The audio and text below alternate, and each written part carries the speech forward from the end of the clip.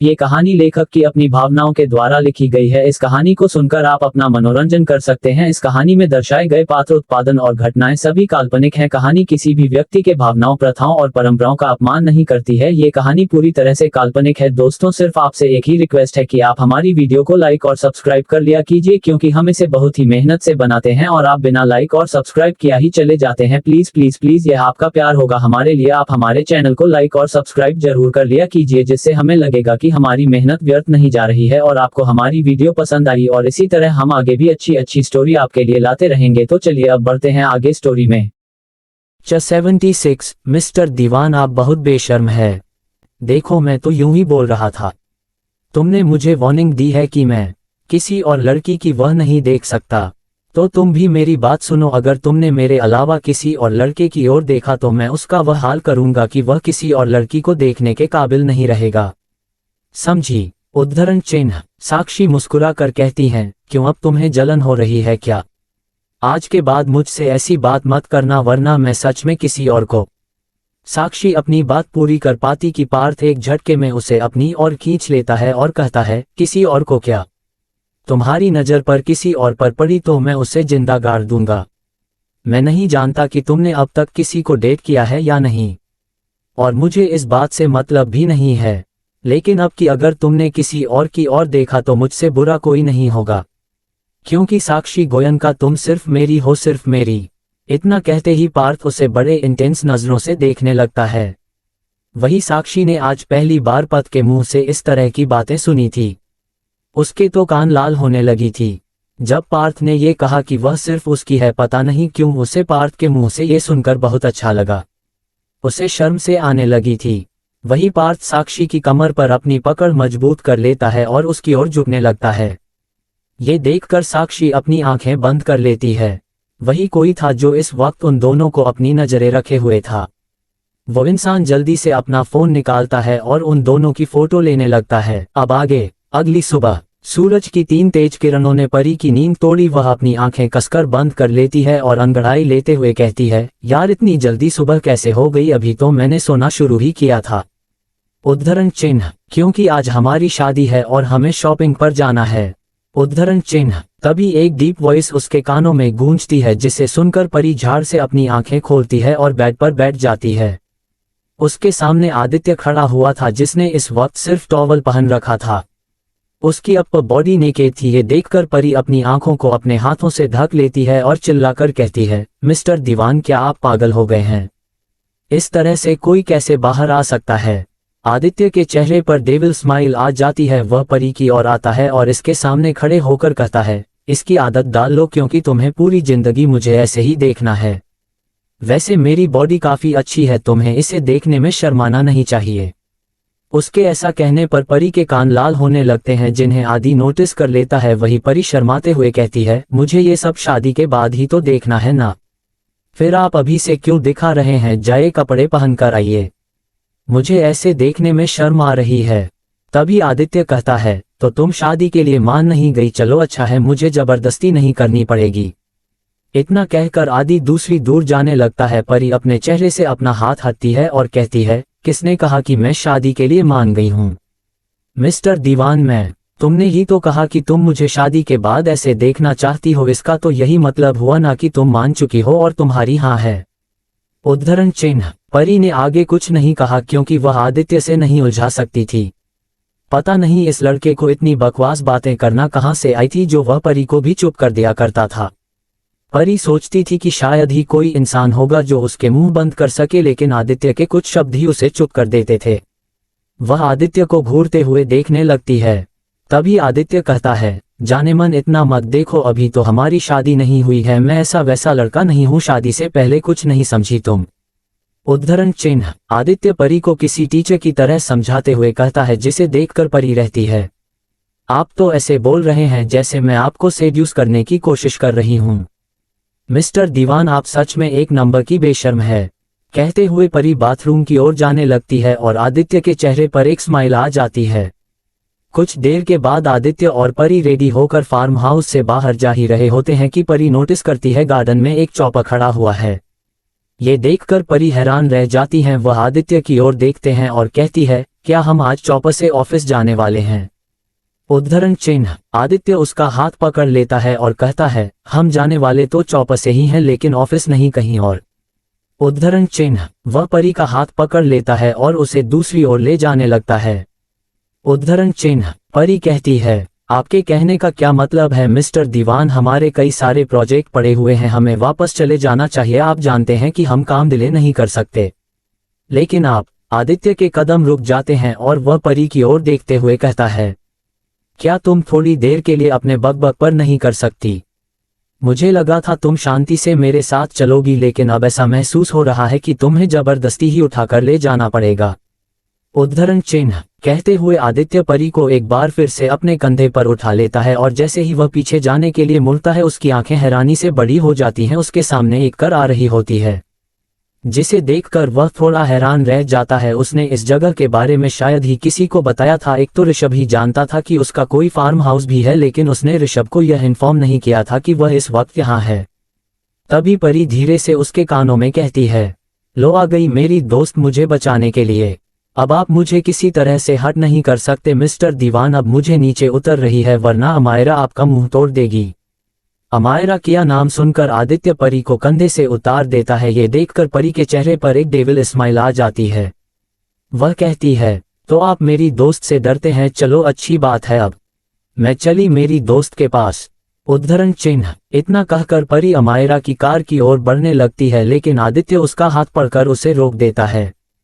परी बुरी तरह से चिढ़ जाती है और आदित्य को घूरने लगती है, लेकिन इस बात से उसे कोई फर्क नहीं पड़ता। वह बस उसे कर की ओर देखने लगता है। अगले ही पर ऋषभ और अमायरा दोनों कर से बाहर आते हैं। ऋषभ को देखकर आदित्य को थोड़ी शांति मिलती है, क्योंकि वह अमायरा को अकेले अकेले नहीं संभाल सकता था। वही अमायरा जब परी और आदित्य को एक साथ देखी है तो अपनी आंखें छोटी कर लेती है और उन दोनों को घूरने लगते हैं। ऋषभ आदित्य को देखते हुए ना में सिर हिलाने है और उनकी ओर आने लगता है। आदित्य ने परी का हाथ कसकर पकड़ रखा था। ये देखकर ऋषभ उससे कहता है, अब उसका हाथ छोड़ दे, ऐसा नहीं है कि वह कहीं भाग जाएगी। उसके ऐसा कहने पर आदित्य परी का हाथ छोड़ देता है और उसे आजाद होते ही परी अमोरा की ओर भाग जाती है। ये देखकर आदित्य कहता है, देखा तूने, ये फिर से भाग गई। उद्धरण चिन्ह। ऋषभ उसके कंधे पर हाथ रखकर कहता है, तारांकन भाई तू रिलैक्स क्यों नहीं हो जाता? मुझे तुझसे कुछ बात करनी है। हम अंदर चलकर बात करते हैं। और यह चौप यहाँ क्यों खड़ा हुआ है? क्या तुम लोग कहीं जा रहे थे? आदित्य बस हाँ में सिर हिला देता है और परी किनार देखने लगता है। वही अमायरा परी की ओर देखकर कहती है, तारांकन क्या तुम ठीक हो? कहीं इसने तुम्हें नुकसान पहुंचाने की कोशिश तो नहीं की? उद्धरण चिन्ह। जिसे सुनकर आदित्य कहता है, तुम्हें क्या लगता है कि मैं कोई गैंगस्टर हूं जो परी को यहाँ किडनैप करके उसे टॉर्चर करेगा? जिस पर अमायरा कहती है, किडनैप करने वालों पर कोई भरोसा नहीं कर सकता कि वह किसके साथ क्या कर सकते हैं। उद्धरण चिन्ह। आदित्य चिढ़ जाता है और कहता है, मैंने उसे किडनैप नहीं किया था। उससे ही पूछ लो, अगर मैंने उसे किडनैप किया होता तो क्या वह मुझे रोकने की कोशिश नहीं करती? लेकिन वक्त उसने कुछ भी नहीं कहा था। शायद तुम्हें उसे एक बार कंफर्म कर लेना चाहिए। उसके ऐसा कहने पर अमायरा परी की ओर देखती है तो परी कहती है, हाँ ऐसा हो सकता है कि वह मुझे यहाँ जबरदस्ती ना ले हूँ, लेकिन मैं यहाँ आना नहीं चाहती थी। वह बात अलग है कि मैं उन्हें रोकने की कोशिश नहीं की। उद्धरण चिन्ह। अमायरा अपनी गर्दन ना में हिलाती है और कहती है, तुम्हारा कुछ नहीं हो सकता। अगर मैंने तुम्हें फोन ना किया होता तो पता नहीं अब तक तुम्हारे साथ क्या हो जाता। उद्धरण चिन्ह। वही ऋषभ कहता है, उसके साथ कुछ नहीं होता। अब हम आ गए हैं, चलो आराम से बैठकर बातें करते हैं। ऋषभ की बात सुनकर आदित्य परी के पास जाता है और उसका हाथ पकड़कर उसे वापस से फार्म हाउस के अंदर ले जाने लगता है। वही अमायरा उसे घूरकर देखने लगती है। कुछ देर के बाद तीनों फार्म हाउस के अंदर हाल में बैठे हुए थे और परी उन लोगों के लिए कॉफी बना रही होती है। कुछ देर के बाद सबके लिए कॉफी लेकर आती है और अमायरा के साइड में बैठ जाती है।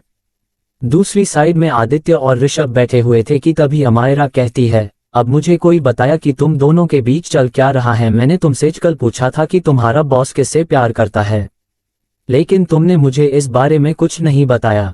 तुम मुझे बता सकती थी कि तुम ही उसकी गर्लफ्रेंड हो। क्या तुम्हें अब मुझ पर भरोसा नहीं रहा? परी ना में सिर हिलाते हुए कहती है, नहीं अम्मू, ऐसी कोई बात नहीं है। एक्चुअली हमारा रिलेशन अभी थोड़ा क्लियर नहीं है, इसलिए मैं तुम्हें बताने से डर रही थी। तभी आदित्य कहता है, हमारा रिलेशन पूरी तरह से क्लियर है, हम एक दूसरे को पसंद करते हैं और शादी करने वाले हैं। शादी, अमायरा हैरानी से कहती है, जिस पर आदित्य हाँ में से हिलता है तो परिणाम है। वही ऋषभ एक गहरी सांस लेकर कहता है, तुम दोनों आखिर करना क्या चाहते हो, क्लियर बताओ, तभी इसका कोई सॉल्यूशन निकल पाएगा। अंकल तुझे ढूंढ रहे हैं, उन्होंने मुझे सुबह से कई बार कॉल किया है, इस तरह से बिना बताए तुम दोनों यहाँ कैसे आ सकते हो। आदित्य कहता है, डैड चाहते हैं कि मैं लारा से शादी करूं, लेकिन मैं लारा से शादी नहीं करने वाला। उन्होंने मुझे धमकी दी है कि अगर मैंने उससे शादी नहीं की तो मैं कंपनी में काम नहीं कर सकता। इस वजह से मुझे गुस्सा आ गया और मैं परी के साथ यहाँ आ गया ताकि मुझे थोड़े सुकून के पल मिल सके, लेकिन तुम दोनों भी यहाँ आ गए। अब मेरी शांति पूरी इस तरह से टूट चुकी है।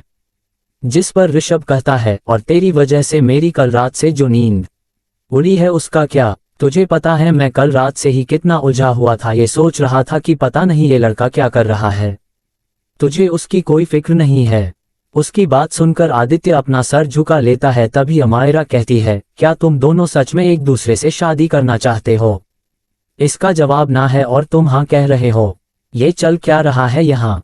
परी कहती है, एक्चुअली अम्मू मैं अभी शादी नहीं करना चाहती। उद्धरण चिन्ह। जिस पर आदित्य कहता है, सुबह ही तो तुमने हाँ कहा था, अब तुम मना क्यों कर रही हो? उद्धरण चिन्ह। परी चिढ़ जाती है और कहती है, वह तो मेरे मुंह से निकल गया था आपने ही। उद्धरण चिन्ह डॉट। जो बात दिल में होती है अक्सर जुबान पर आ ही जाती है। आदित्य उसकी बात को बीच में काटते हुए कहता है। वही अमायरा उन दोनों की बातें सुनकर रहती है, तुम मेरी दोस्त को इस तरह से धमक नहीं सकते। अगर वह तुमसे शादी नहीं करना चाहती तो नहीं करेगी, मैं उसके साथ हूँ। उद्धरण चिन्ह। तभी परी कहती हैं, अब वह ऐसी भी कोई बात नहीं है कि मैं ये शादी नहीं करना चाहती। अब तीनों हैरानी से परी की ओर देखने लगते हैं। अमायरा का मुंह बन जाता है। वह कहती है, यार तुम क्लियर क्यों नहीं हो जाती कि तुम्हें शादी करना क्या है? तुम उससे शादी करना चाहती हो या नहीं? तुम उसे पसंद करती हो या नहीं? कुछ तो क्लियर बताओ। परी अपना हाथ सिर झुका लेती है और अपनी उंगलियों के साथ खेलने लगती है, जिसे देखकर अमायरा समझ जाती है कि वह क्या सोच रही है। वह कहती है, ज्यादा नर्वस होने की जरूरत नहीं है, यहाँ हम अपने ही हैं, तुम हमें बता सकती हो। परी अमायरा की ओर देखते हैं और फिर आदित्य की ओर देखते हुए कहती हैं, मुझे नहीं पता। उद्धरण चिन्ह। इतना कहकर परी अपनी जगह से उठ जाती है और कमरे की ओर जाने लगती है। वह तीनों बड़ी हैरानी से परी को देखने लगते हैं। वही अमायरा अपनी जगह से उठकर कहती है, मैं उसे देखकर आती हूँ। और वह परी के पीछे पीछे जाने लगती है। हाल में इस वक्त आदित्य ऑफिस में बैठे हुए थे। ऋषभ आदित्य के सिर पर मरते हुए कहता है, अब बता तेरे दिमाग में चल क्या रहा है? वही आदित्य सीरियल टोन में कहता है, मैंने तुझे कहा ना मैं उससे शादी करने वाला हूँ। I really like her bro. उद्धरण चिन्ह। उसकी बात सुनकर ऋषभ हल्का सा मुस्कुरा देता है, जिसे देखकर आदित्य कहता है, यार तू यहाँ हंस रहा है और मेरी फटी पड़ी है। दादा ने ऑलरेडी इस रिश्ते के लिए मना कर दिया है। उन्हें तो ये भी नहीं पता है कि लड़की कौन है, और जब उन्हें पता चलेगा कि वह लड़की परी है तो वह मेरी जान ही ले लेंगे। जिस पर ऋषभ कहता है, क्या तुमने उन्हें बताया कि वह लड़की परी है? आदित्य नाम है ना में सिर हिला देता है और कहता है, नहीं, लेकिन मुझे पूरा यकीन है कि वह इस रिश्ते को नहीं मानेंगे। उद्धरण चिन्ह। ऋषभ कहता है, तुझे पहले उनसे बात कर लेनी चाहिए, एक सेकंड रुक। उद्धरण चिन्ह। इतना कहकर ऋषभ अपना फोन निकलता है और मिस्टर दीवान को कॉल करने लगता है। आदित्य उसे रोकने की कोशिश कर रहा होता है कि तभी मिस्टर दीवान ने फोन उठा लिया था और यह एक वीडियो कॉल था। 77। अमायरा के मन में होने लगी बेचैनी। अब आगे। वही परी कमरे में थी और अमायरा उसके पीछे जाने लगती है। उसने कमरे का दरवाजा बंद कर दिया था। तभी पूरी मुड़कर देखती है तो उसके सामने अमायरा खड़ी हुई थी। वह अमायरा के पास जाती है और उसे गले से लगा लेती है। अमायरा उसके कंधे को प्यार से सहलाया हुए कहती है, तू उसे पसंद करती है तो कह क्यों नहीं देती? वह बाकी सारी चीज मैं ऋषभ और आदि संभाल लेंगे। तुझे किसी बात की चिंता करने की जरूरत नहीं है। उद्धरण चिन्ह। परी हक ब्रेक करती है और अब उसकी आंखों में आंसू थे। वह रोते हुए कहती है, तुम लोगों के लिए ये कहना आसान है, लेकिन मिडिल क्लास फैमिली के लिए यह बहुत ही मुश्किल है। मेरे डैड ने मुझे यहाँ आने से पहले ही कह दिया था कि अगर किसी लड़के के साथ मेरा अफेयर हुआ तो वह मुझसे अपना रिश्ता तोड़ देंगे। और यहाँ तो आदित्य दीवान मुझसे शादी करने की बात कर रहा है। पता नहीं डैड मेरे साथ क्या करेंगे। इतना कहकर परी की आंखों से आंसू आने लगते हैं, जिसे देखकर अमायरा को बिल्कुल भी अच्छा नहीं लगता। वह उसके आंसू पूछकर कहती है, तुझे किसी भी चीज की चिंता करने की जरूरत नहीं है, सारी चीज मैं संभाल लूंगी। तू बस मुझे एक बात सही सही बता, क्या तू आदित्य को पसंद करती है और उनसे शादी करना चाहती है? उद्धरण चिन्ह। परी अपनी नजरें झुका लेती है, क्योंकि यह सब कहते हुए वह शायद ही अमायरा से नजरें मिला पाए। वह कहती है, हाँ मैं उन्हें पसंद तो करने लगी हूँ, लेकिन मैं अभी शादी के बारे में नहीं सोच रही हूँ। मुझे उन्हें थोड़ा और जानना है, इसलिए मैं उन्हें तब से ही अवॉइड कर रही हूँ। लेकिन वह मेरी बात ही नहीं समझ रहे हैं। अमायरा के चेहरे पर एक स्माइल आ जाती है। वह कहती है, तुझे इन सब की चिंता करने की जरूरत नहीं है, आदित्य भी ऋषभ की तरह है।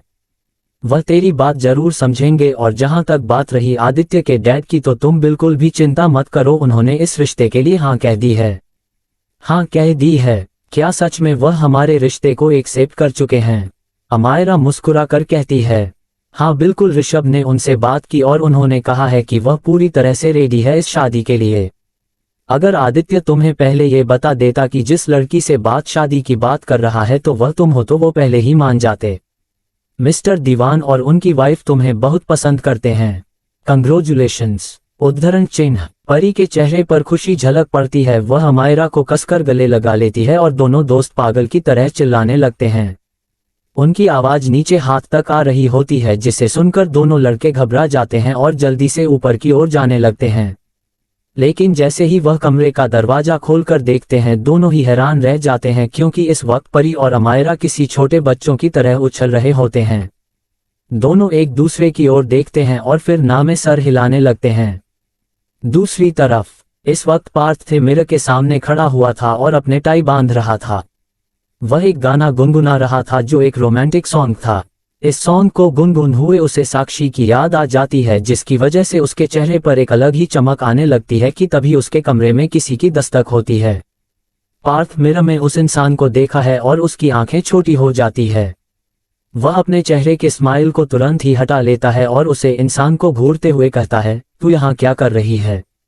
वह इंसान अपने छोटे छोटे कदमों से पार्थ के मिरर साइड में खड़ा हो जाता है और कहता है, वैसे भाई आप आज बहुत ही हैंडसम लग रहे हैं, ऐसा लग रहा है कि चांद साक्षात जमीन पर उतर आया है। सच कह रही हूँ, अगर कोई लड़की आपको देख ले पूरी फ्लैट जाएगी। पार्थ उसकी ओर देखता है और कहता है, आशी तुझे क्या चाहिए, चुपचाप से वह बता और निकल यहाँ से। मुझे वैसे भी ऑफिस के लिए देर हो रही है। इतना कहकर पार्थ अपनी ड्रेसिंग टेबल से अपनी वॉच उठाता है और उसे पहनने लगता है। तभी आशी डेविल स्माइल करते हुए कहती है, हाँ अब मेरे लिए कहाँ वक्त होगा आपके पास, शायद मुझे आपसे मिलने के लिए अपॉइंटमेंट लेना पड़ेगा, वह भी अपनी भाभी से। पार्थ के हाथ रुक जाती है और वहां आशिकी की ओर देखने लगता है। आशी इस वक्त मुस्कुरा रही थी, जिसे देखकर ऐसा लग रहा था कि उसके दिमाग में कोई शैतानी चल रही है। पार्थ उसकी ओर घूरते हुए कहता है, तू कहना क्या चाहती है? साफ साफ है, मेरे पास तेरे फालतू बातों के लिए वक्त नहीं है, मुझे ऑफिस जाना है। इतना कहकर बात है पीछे मुड़ जाता है और अपने स्टडी के पास जाकर कुछ फाइल उठाने लगता है। वही आशी धीरे धीरे दौड़ते हैं उसके पास जाती है और कहती है, वही जो आप सुन रहे हैं, अब तो आप मेरी होने वाली भाभी को ही अपना टाइम देंगे ना, मेरे लिए वक्त की कहाँ है आपके पास? भाई मैं आपकी छोटी बहन हूँ, आपको मेरे बारे में सोचना चाहिए। मुझे किसी एम्यूजमेंट पार्क में ले चलिए, आप भाभी के साथ क्लब बाद में ही जा सकते हैं ना। कहते हुए आशी की टोन थोड़ी बदल जाती है, जैसे वह पार्थ को ये बात याद दिला रही होगी कल वह साक्षी के साथ क्लब में था। उसकी बात सुनते ही पार्थ के हाथ एक बार फिर से रुक जाते हैं और वह मुड़कर आशी की ओर देखता है। आशी के चेहरे की मुस्कुराहट बता रही थी कि उसे जरूर कुछ पता है। पार्थ कहता है, तू, लेकिन आशी उसे बीच में ठोकते हुए ही रहती है, आप इतने बड़े छुपे रुस्तम निकलेंगे मुझे पता नहीं था, आपने तो मेरी उम्र की लड़की को पटा लिया। क्या बात है भाई, साक्षी गोयन का वह चॉइस तो अच्छी है आपकी। उसके ऐसा कहने पर बात अपनी आंखें बंद कर लेता है और अपने आईब्रोज को रब करते हुए कहता है, तुझे इस बारे में कैसे पता? वह अपनी आंखें खोलते हुए आशी की ओर देखता है। तभी आशी अपना फोन निकलती है और उसे कुछ तस्वीरें दिखाती है। उन तस्वीरों को देखते ही पार्थ की आंखें हारने से फैल जाती है, क्योंकि ये कल की तस्वीर थी पार्थ और साक्षी की।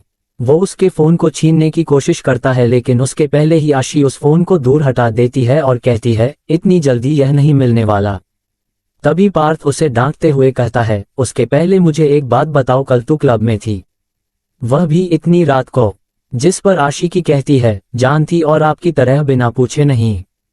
मॉम डैड को बात कर गई थी, बाकायदा 4 गार्ड्स के साथ। आपको जरा भी पता है कि उन गार्ड्स के साथ मुझे कितने तकलीफ होती है, और आप वहां फ्रीली अपनी गर्लफ्रेंड के साथ एंजॉय कर रहे थे, उप्स मेरी होने वाली भाभी के साथ। क्या आपको नहीं लगता कि यह अनफेयर है? मुझ पर इतनी पाबंदियां हैं और आप आराम से अपनी लाइफ एंजॉय कर रहे हैं, मुझे भी आपकी तरह लाइफ जीनी है। जिस पर पार्थ कहता है, अगर मेरी तरह लाइफ जीनी है तो पहले मेरी उम्र की हो जा, समझी? उसके पहले तो तुम्हें फ्रीडम नहीं मिलने वाली, और अगर यह बात अगर तुमने किसी को बताई तो। आशी अपने पंजों के बाल खड़ी हो जाती है और पार्थ के लेवल तक आने की कोशिश करते हुए कहती है, तो क्या आप क्या कर लेंगे? जरा सोचिए, अगर मैंने यह बात सीधा अम्मूदी को बता दी तो आपका क्या होगा? आपको नहीं लगता कि वह आपको कच्चा चबा जाएगी? अमायरा की बात सुनकर पार्थ कहता है, आशी मैं तुझे लास्ट वार्निंग दे रहा हूं, अगर अम्मूदी को तुमने ये। पार्थ ने इतना ही कहा था कि उन दोनों को किसी चिल्लाने की आवाज सुनाई देती है। दोनों दरवाजे की ओर मुड़कर देखते हैं, फिर एक दूसरे को और जल्दी से कमरे से बाहर निकल जाते हैं। दोनों फर्स्ट फ्लोर पर जाकर नीचे हॉल की ओर देखते हैं तो पाते हैं कि इस वक्त मिस्टर कपूर, रागिनी जी और मिलन तीनों हॉल में खड़ी हुई है, और साथ मिस्टर कपूर रागिनी जी पर चिल्ला रहे थे। नीलम उनके पास ही खड़ी हुई थी और रोने की एक्टिंग कर रही थी। मिस्टर कपूर रागिनी जी पर चिल्लाते हुए कहते हैं, रागिनी मुझे पता नहीं था कि तुम इतनी हद तक गिर जाओगे, आखिर नीलम की क्या ही गलती थी? तुम बार बार उस पर चोरी का इल्जाम कैसे लगा सकती हो? उसने पहले तुमसे कहा था ना कि उसने ये सब अमायरा नहीं करने के लिए कहा है, लेकिन इस बार तो मैंने ही उसे ये सब करने के लिए कहा था, और यह झूठ नहीं है। तुम क्यों उसे इतना ह्यूमिलिएट कर रही हो? वही रागिनी जी थोड़ी इमोशनल होकर कहती है, मिस्टर कपूर यह आपको भी बेवकूफ़ बना रही है। इन्होंने पहले भी कई बार यह सब किया है, आप मेरी बात क्यों नहीं समझते? क्या आपको मुझसे ज़्यादा इन पर भरोसा है?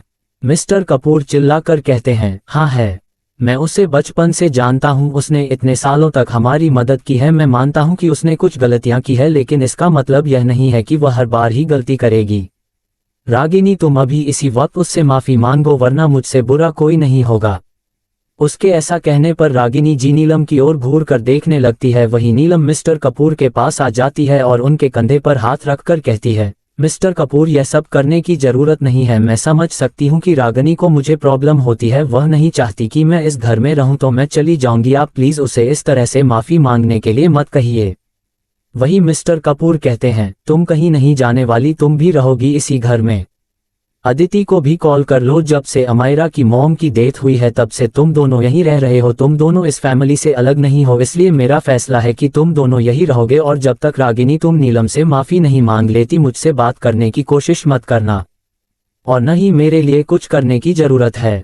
इतना कहकर मिस्टर कपूर रागिनी जी को गुस्से में घूरने लगते हैं और अपना कोट लेकर ऑफिस के लिए निकल जाते हैं। वही फर्स्ट फ्लोर पर खड़े हुए पार्थ आशी एक दूसरे की ओर देखते हैं और फिर अपनी मॉम की ओर। उन दोनों को अपने मॉम के लिए बहुत बुरा लग रहा होता है। आशी के आंखों से तो आंसू आ जाते हैं। वही पार्थ को भी गुस्सा आ रहा था। वह आशी के कंधे पर हाथ रखकर कहता है, इस तरह से रोने की जरूरत नहीं है। अब मुझे लगता है कि नीलम मासी का असली चेहरा सबके सामने लाना ही पड़ेगा। मैं जानता हूं कि माँ उन्हें पसंद नहीं करती है और उन्हें निकलना चाहती है, लेकिन वह इतनी बुरी नहीं है कि उन्हें कोई गेम खेल सके और वह नीलम मासी की सच्चाई सामने लेकर आए।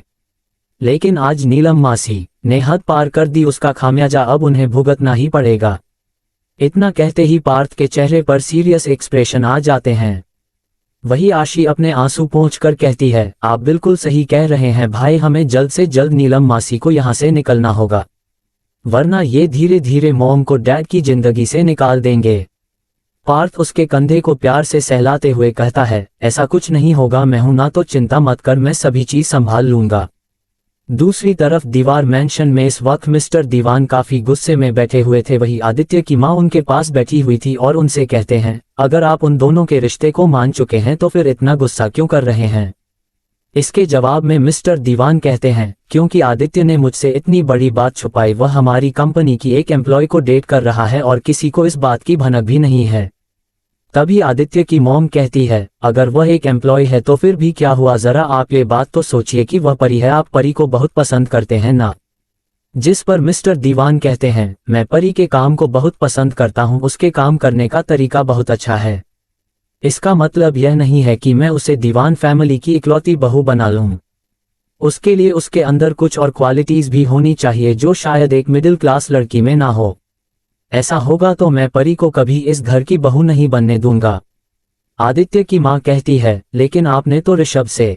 मिस्टर दीवान उनकी बात को बीच में काटते हुए कहते हैं, हाँ मैंने ऋषभ से कहा है कि मैं उनके रिश्ते को एक्सेप्ट कर लूंगा, लेकिन मेरी कुछ शर्तें हैं। पहले वह पार्ट परी को पूरी करनी होगी, उसके बाद ही मैं उन दोनों के रिश्ते के बारे में सोचूंगा, उसके पहले तो हरगिज नहीं।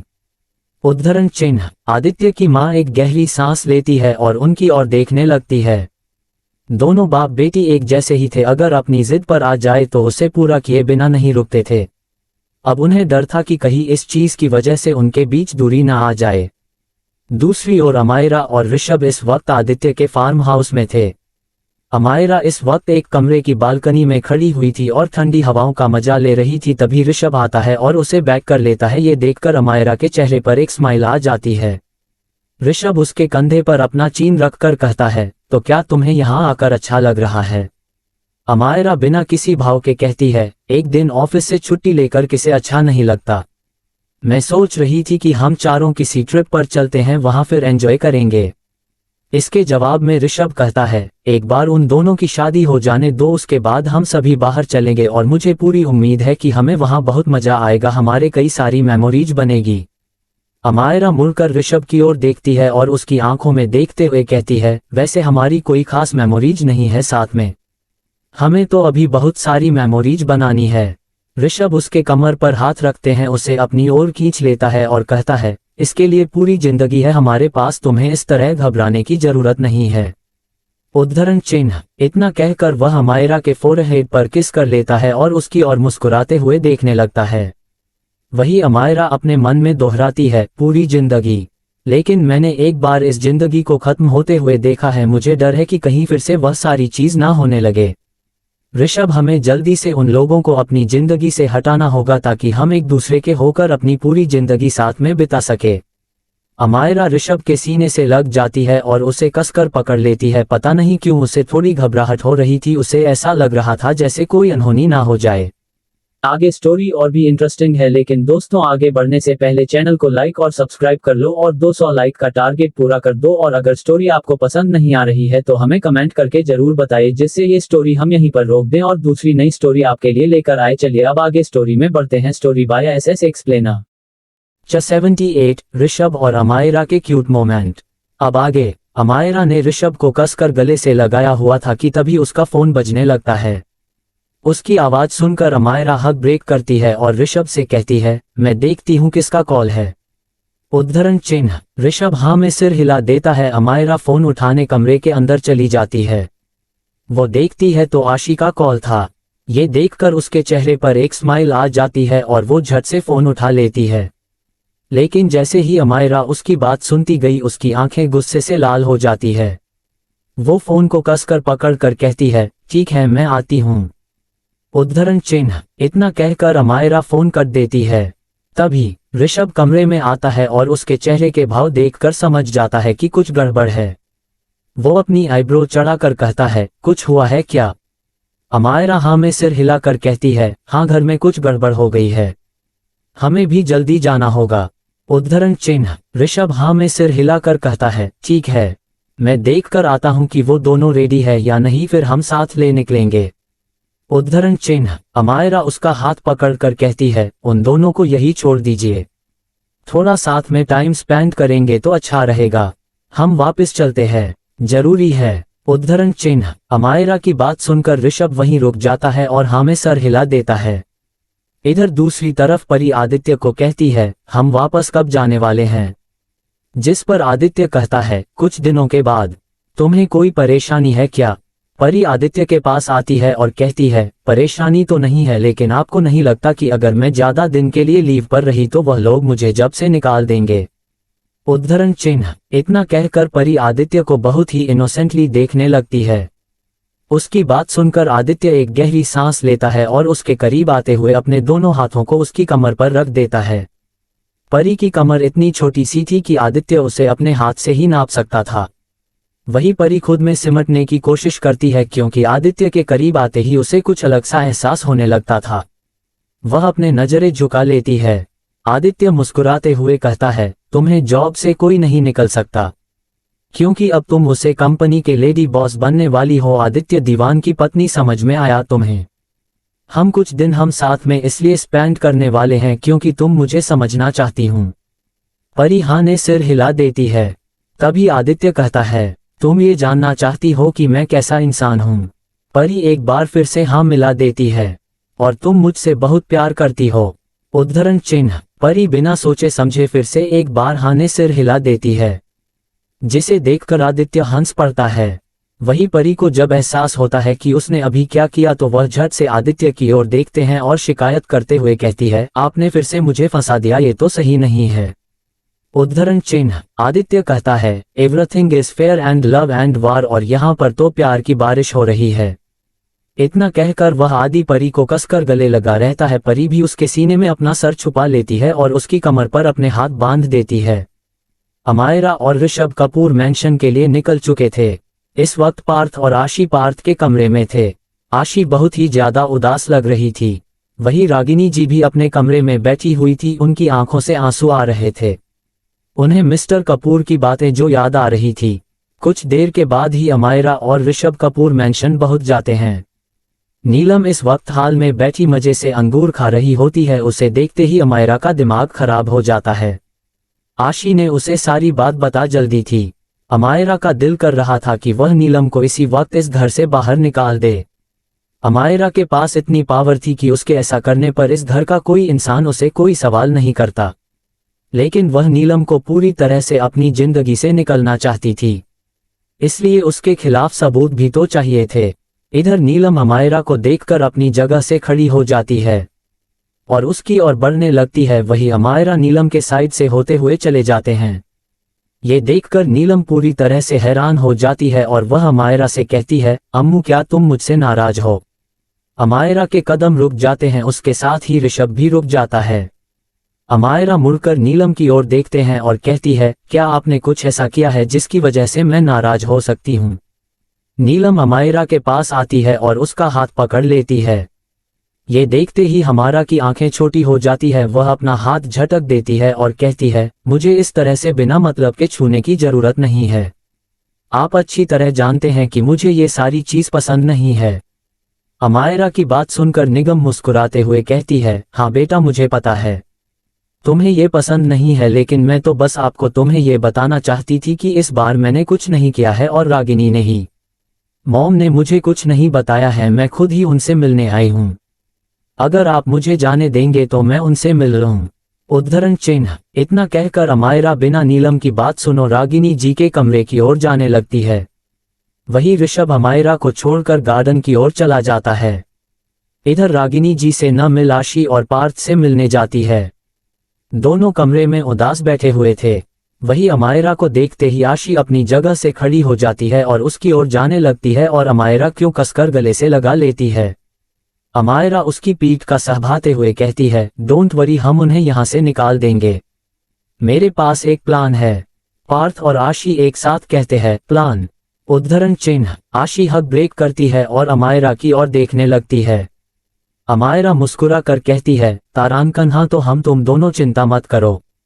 बस कुछ दिन और फिर मासी यहाँ से जा चुकी होगी, लेकिन उसके लिए तुम दोनों को एक काम करना होगा।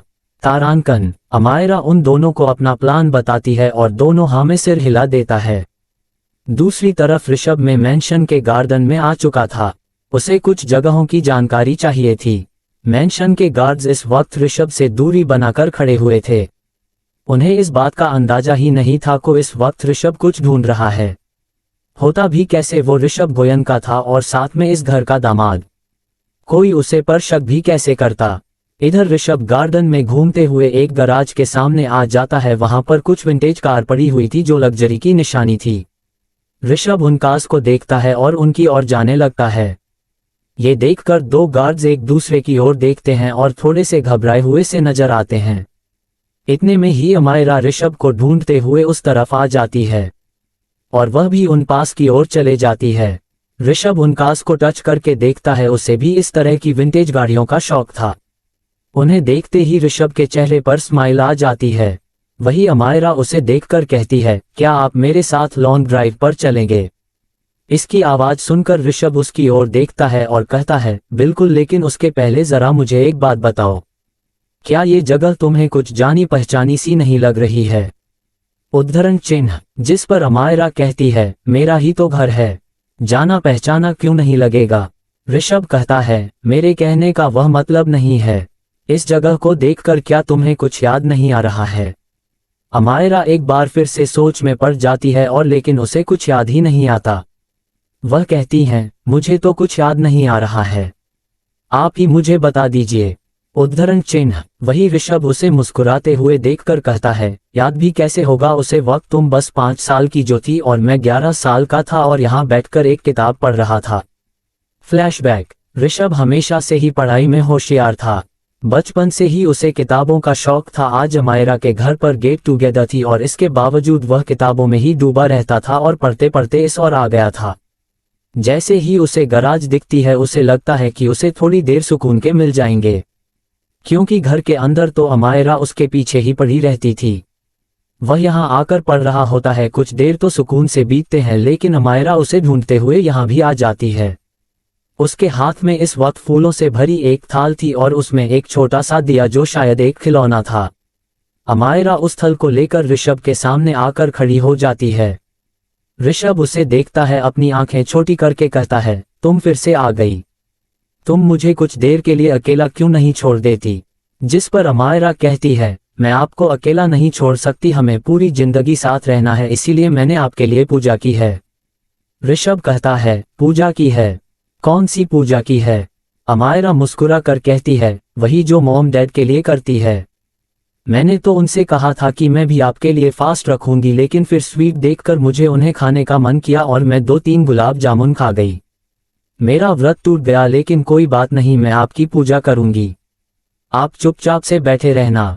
छोटी अमायरा इस वक्त करवा चौथ के व्रत के बारे में बात कर रही थी। तो वैसे तो करवा चौथ का त्योहार कल रात में था, लेकिन अमायरा ने अपने मॉम डैड को इस तरह से पूजा करते हुए देखा था, उसका भी दिल कर रहा था कि वह ऋषभ के साथ ऐसी पूजा करें, इसलिए उसने जिद करके खिलौने वाली दिया मंगवा ली थी। वही ऋषभ अपनी जगह से खड़ा हो जाता है और अमायरा को घूर कर कहता है, ये सारी चीज शादी होने के बाद की जाती है, क्या तुम अभी से यह करना चाहती हो? अमायरा कहती है, ये सब तो मैं शादी के बाद भी करूंगी, लेकिन मुझे इसे ट्राई करना था, आप बैठ जाए, मैं आपकी पूजा करूंगी। उद्धरण चिन्ह। ऋषभ ना में सिर हिलाकर कहता है, बिल्कुल भी नहीं, मुझे तुमसे कोई पूजा नहीं करवानी, और हाँ, फ्यूचर में मैं तुमसे शादी नहीं करूंगा। 2 साल बाद मैं यूएस जा रहा हूं और वही किसी लड़की से शादी कर लूंगा, समझी? उद्धरण चिन्ह। इतना कहकर ऋषभ वहां से जाने लगता है। वही अमायरा जब सुनती है कि ऋषभ किसी और से शादी करने की बात कर रहा है तो उसकी नाक अचानक से लाल हो जाती है। अगले ही पर वह चिल्ला चिल्ला कर रोने लगती है, जिसकी आवाज सुनकर ऋषभ अपने कान बंद कर लेता है। इधर अमायरा की आवाज बढ़ती जा रही थी और ऋषभ इरिटेट होती जा रहा था। वह अपना बुक वही साइड में रखता है और अमायरा के पास आकर उसके मुंह पर हाथ रख देता है, जिसकी वजह से अमायरा चुप हो जाती हैं। ऋषभ उसे घूरते हुए कहता है, चुप हो जाओ, इतना चिल्लाती क्यों हो? हर बात पर रोने लगती हो? तुम्हें क्या लगता है मैं हर बार आकर तुम्हें ऐसे ही चुप करवाऊंगी? इतना कहकर जब अपना हाथ हटा देता है, अमायरा सिसकियां लेती हुई कहती है, आप ऐसा कैसे कह सकते हैं कि आप किसी और से शादी करेंगे? मैं आपकी पत्नी बनूंगी और साथ फ्यूचर में हमारी ही शादी होगी, समझे आप? उद्धरण चिन्ह। ऋषभ के पास और कोई चारा नहीं था, जब तक वह अमायरा के हाँ में हाँ नहीं मिलता था वह रोती ही रहती थी, इसलिए वह कहता है, ठीक है, फ्यूचर में शादी करेंगे, तब ये सारी पूजा पाठ करते रहना, अभी मुझे काम है, तुम भी चलो मेरे साथ।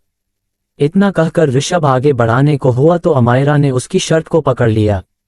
ये देखकर ऋषभ के कदम रुक जाते हैं। वह मुड़कर अमायरा की ओर देखता है तो अमायरा का सिर झुका हुआ था। वह धीरे से कहती है, मुझे पूजा करनी है। उद्धरण चिन्ह। उसकी बात सुनकर ऋषभ अपने आंखें रोल करने लगता है। वह समझ नहीं पाता कि आखिर यह छोटी सी लड़की इतनी जिद्दी क्यों है। वह फिर से अपनी जगह पर बैठ जाता है और कहता है, ठीक है, जल्दी करो, लेकिन घर में किसी को ये बात मत बताना, वरना उन लोग मुझ पर हंसेंगे। अमायरा का चेहरा खिल जाता है, वहां में सर हिला देती है। इधर ऋषभ मुंह बनाते हुए उसके सामने बैठा रहता है। उद्धरण चिन्ह। फ्लैशबैक एंड तो ये हुआ था इस जगह पर, कहते हुए ऋषभ अमायरा की ओर देखता है। वही अमायरा डिसबिलीव से ऋषभ की ओर देख रही होती है। क्या बचपन में वो ऐसी थी? ये सारी चीजें सोचकर उसका मुंह बन जाता है, जिसे देखकर ऋषभ कहता है, इस तरह से मुंह बनाने से क्या होगा, यही सच है कि तुम बचपन में बहुत चिपकू थी, हर वक्त मुझसे चिपकती रहती थी। उद्धरण चिन्ह। वही अमायरा कहती है, क्या बचपन के यादें सिर्फ ऐसी ही है? क्या ऐसा कुछ नहीं है जहां मैंने कोई समझदारी वाली चीज की हो? ऋषभ का में सिर हिलाकर कहता है, नहीं, तुम बचपन में एक जिद्दी लड़की थी, जो बस अपने दिल की करती थी। वैसे देखा जाए तो तुम आज भी वैसी ही हो, जिद्दी और चिपकू। उद्धरण चिन्ह। उसकी बात सुनकर अमायरा उसे घूरने लगती है। वही ऋषभ मुस्कुराने लगता है। 79 प्लेन सक्सेसफुल। नीलम का सच आया सामने। अब आगे। दूसरी तरफ आदित्य और परी इस वक्त फार्म हाउस में थे। परी तो यहाँ से जाना चाहती थी, लेकिन उसे एग्जैक्टली नहीं पता था कि यह जगह कहाँ है। जब उसने अमायरा को बताया कि वह आदित्य के किसी सीक्रेट फार्म हाउस पर है, उस वक्त ऋषभ की वजह से उन्हें इस जगह के बारे में पता चला था, वरना शायद अमायरा भी परी को ना ढूंढ पाती। परी हॉल में बैठी हुई थी और एक मैगजीन पढ़ रही थी। तभी आदित्य आता है और उसके सामने खड़ा होकर कहता है, चलो हमें बाहर जाना है। उद्धरण चिन्ह। परी एक्साइटेड होकर कहती है, क्या हम वापस जा रहे हैं? आदित्य उसे घूर कर देखता है और कहता है, मैं तुमसे कहा है ना कि हम कुछ दिन नहीं रहने वाले हैं, तो फिर तुम बार बार यह सवाल क्यों करती हो कि क्या हम वापस जा रहे हैं? परी का मुंह बन जाता है। वह कहती है, आप मेरी बात समझते क्यों नहीं है? मेरे मॉम डैड मुझे कॉल कर रहे हैं और बार बार पूछ रहे हैं कि मैं कहाँ हूँ। मुझे तो इस बात का डर है कि कहीं उन्हें ये पता ना चल जाए कि मैं आपके साथ हूँ। उद्धरण चिन्ह। आदित्य उसे घूरते हुए कहता है, अगर उन्हें पता चलता भी है तो चलने दो। तुम किसी और के साथ नहीं, अपने होने वाले पति के साथ हो। उन्हें अपने दामाद पर भरोसा होना चाहिए। अब जल्दी चलो।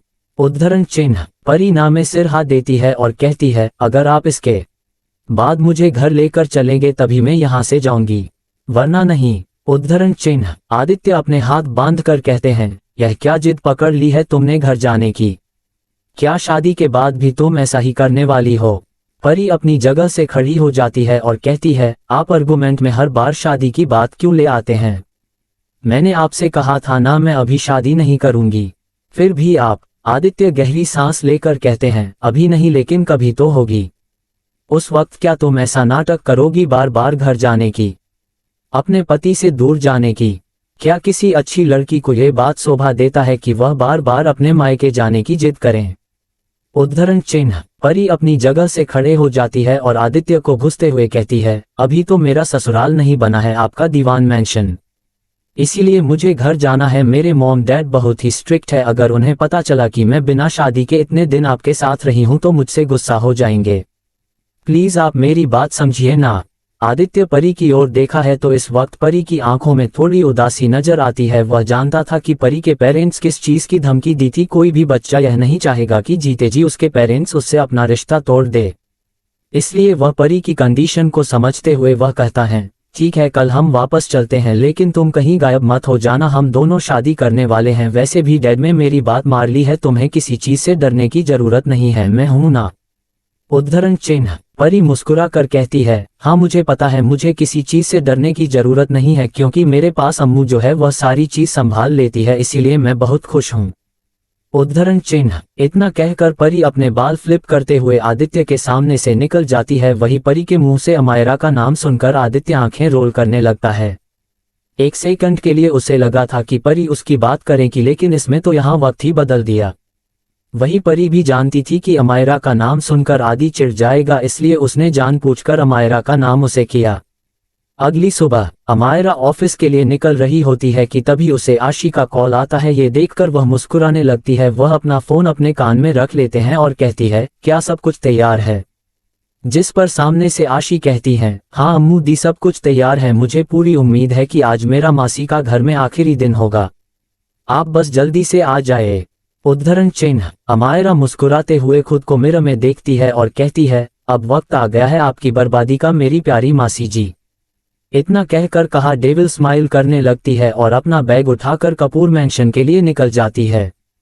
उद्धरण चिन्ह। कुछ देर के बाद कपूर मैंशन। इस वक्त रागिनी अपने कमरे में बैठी हुई थी, तभी उसे कुछ याद आता है और वह सीधा अपने कबर्ड की ओर जाती है। जैसे ही वह कर खोलती है, उसके सामने 2 से 3 ज्वेलरी के सेट थे। उन्हें देखकर नीलम मुस्कुराती है, क्योंकि यह वही ज्वेलरी थी जिन्हें कल मिस्टर कपूर ने रागिनी से लेने के लिए कहा था। वह मुस्कुराते हुए उन ज्वेलरी को देखती हैं और कहती है, मिस्टर कपूर जब भी मेरा साथ देते हैं मुझे कितना अच्छा लगता है। काश आज की वह पूरी जिंदगी के लिए मेरे हो जाते हैं। और रागिनी यहाँ से चली जाती और मैं और अदिति हमेशा इस घर में रहते हैं।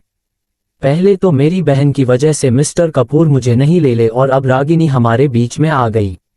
नंदिनी की डेथ के बाद मिस्टर कपूर मुझसे ही शादी करते, लेकिन उसे वक्त की मैं शादीशुदा थी। मुझे आज भी इस बात से दुख होता है कि मैं थोड़ा और वेट क्यों नहीं किया। सिर्फ 5 साल की है तो बात थी, उसके बाद आखिर में नंदिनी इस दुनिया से चली गई।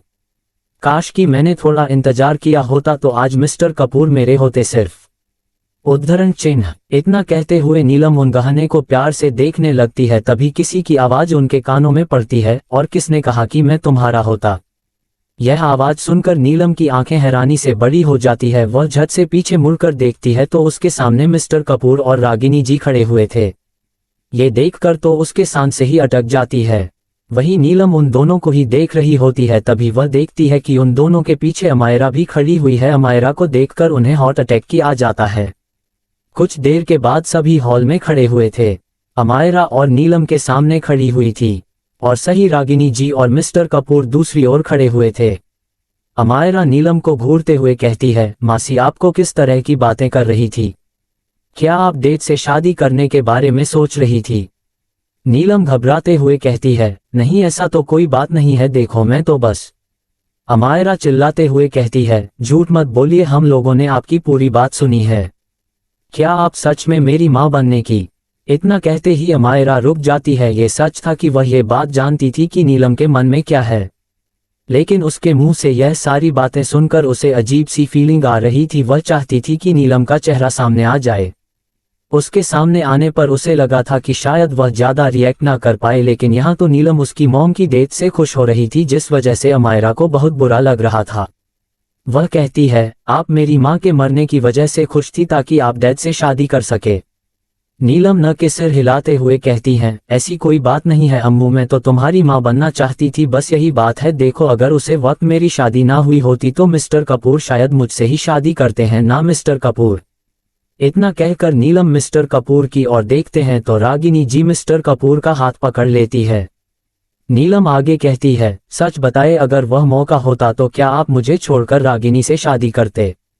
रागिनी जी का दिल दोनों जोरों से धड़क रहा होता है कि कहीं मिस्टर कपूर मिलन की बातों का हाँ में जवाब ना देते, लेकिन मिस्टर कपूर कहते हैं, नहीं, मैं कभी तुमसे शादी नहीं करता। मैंने तुम्हें उसे नज़र से नहीं देखा है, मैं तुम्हें हमेशा अपनी छोटी बहन की नज़र से देखा था। मुझे इस बात की उम्मीद नहीं थी कि तुम मेरे बारे में ये सब सोचती हो। उद्धरण चिन्ह। ये बात सुनकर तो जैसे नीलम के पैरों से जमीन के खिसक गई है। वह मिस्टर कपूर के सामने आकर खड़ी हो जाती है और कहती है, आप ये कैसी बातें कर रहे हैं? मैंने बचपन से लेकर अब तक आपको चाहा है, आपसे शादी करने के सपने देखे हैं, और आप कह रहे हैं कि आप मुझे। इतना कहकर वह मिस्टर कपूर की और करीब आने की कोशिश करती है, लेकिन रागिनी जी उन दोनों के बीच जाकर नीलम को थप्पड़ मार देती है, जिस वजह से नीलम जमीन में गिर जाती है। रागिनी जी गुस्से से चिल्लाते हुए कहती है, मैंने आपको हमेशा अपनी बड़ी बहन की तरह देखा है, लेकिन ये कभी नहीं सोचा था कि आप मेरे पति पर इस गंदी नज़र हैं। आप ऐसा कैसे कर सकती हैं? आपको बिल्कुल भी शर्म नहीं आई? वो आपकी बड़ी बहन के पति हैं और आप उनको ही अपना पति बनाने की सपने देख रही थी। कितनी घटिया औरत है आप। फिर रागिनी मिस्टर कपूर की ओर देखकर कहती है, क्यों ना देखूं, क्यों ना सपने देखूं मैं उनके। बचपन से लेकर आज तक उन्हें पसंद किया है, तो उनसे शादी करने के सपने क्यों ना देखूं। वह तो मुझे बाद में पता चला कि मेरी बड़ी बहन और मिस्टर कपूर एक दूसरे को पसंद करते हैं। डैड ने भी शादी के लिए हाँ कह दी, जबकि पहले तो वह लव मैरिज के खिलाफ थे। मुझे लगा था कि जब नंदिनी दीदी की शादी हो जाएगी तो मेरे लिए सिर्फ मिस्टर कपूर भेजेंगे, लेकिन मेरी बड़ी बहन ने मुझे वह मौका ही छीन लिया। मैं अकेली पड़ गई थी। तुम्हें पता है अकेलेपन की फीलिंग क्या होती है? क्या तुम जानती भी हो जिस इंसान को तुम पसंद करती हो वह किसी और का हो जाए तो वह फीलिंग क्या होती है? नहीं ना, तुम्हें कुछ नहीं पता। मिस्टर कपूर, मैं सच कहती हूँ, मैंने भले ही अदिति के डैड से शादी की है लेकिन प्यार सिर्फ आपसे किया है और आज भी। उन्होंने इतना ही कहा था कि रागिनी जी उसके फेस पर एक और थप्पड़ मार देती है और कहती है, बस कीजिए, आपको शर्म नहीं आती यह सब कहते हुए। उम्र देखी आपने, अपनी आपकी उम्र है क्या ये सारी बातें करने की। इस पर नीलम रागिनी की ओर देखते हैं और कहती है, मुझे फर्क नहीं पड़ता कि मैं कितनी उम्र की हूँ, मरने के बाद भी मेरे मुंह से यही बाहर निकलेगा क्योंकि मैं मिस्टर कपूर को पसंद करती हूँ, उनसे बहुत प्यार करती हूँ। इसी की वजह से मैंने उनकी बेटी की एटीट्यूड पर इतने सालों तक बर्दाश्त किया है।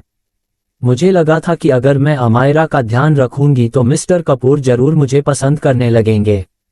उन्हें जरूर ऐसा लगेगा कि अमायरा के लिए मैं ही सही हूँ, भले ही कुछ साल के बाद भी सही। लेकिन वह तुम्हें डाइवोर्स दे देंगे, लेकिन ऐसा कुछ भी नहीं हुआ। बरसों बीत गया लेकिन उन्होंने एक बार में मेरी ओर प्यार से नहीं देखा और मैं अब तक उनका इंतजार कर रही हूँ। उद्धरण चिन्ह। तभी अमायरा कहती है, इसलिए आप माँ और डैड के बीच में गलतफहमी लाने की कोशिश कर रहे हैं। उसकी बात सुनकर नीलम रुक जाती है और सबकी नज़र एक बार फिर से अमायरा पर चली जाती है।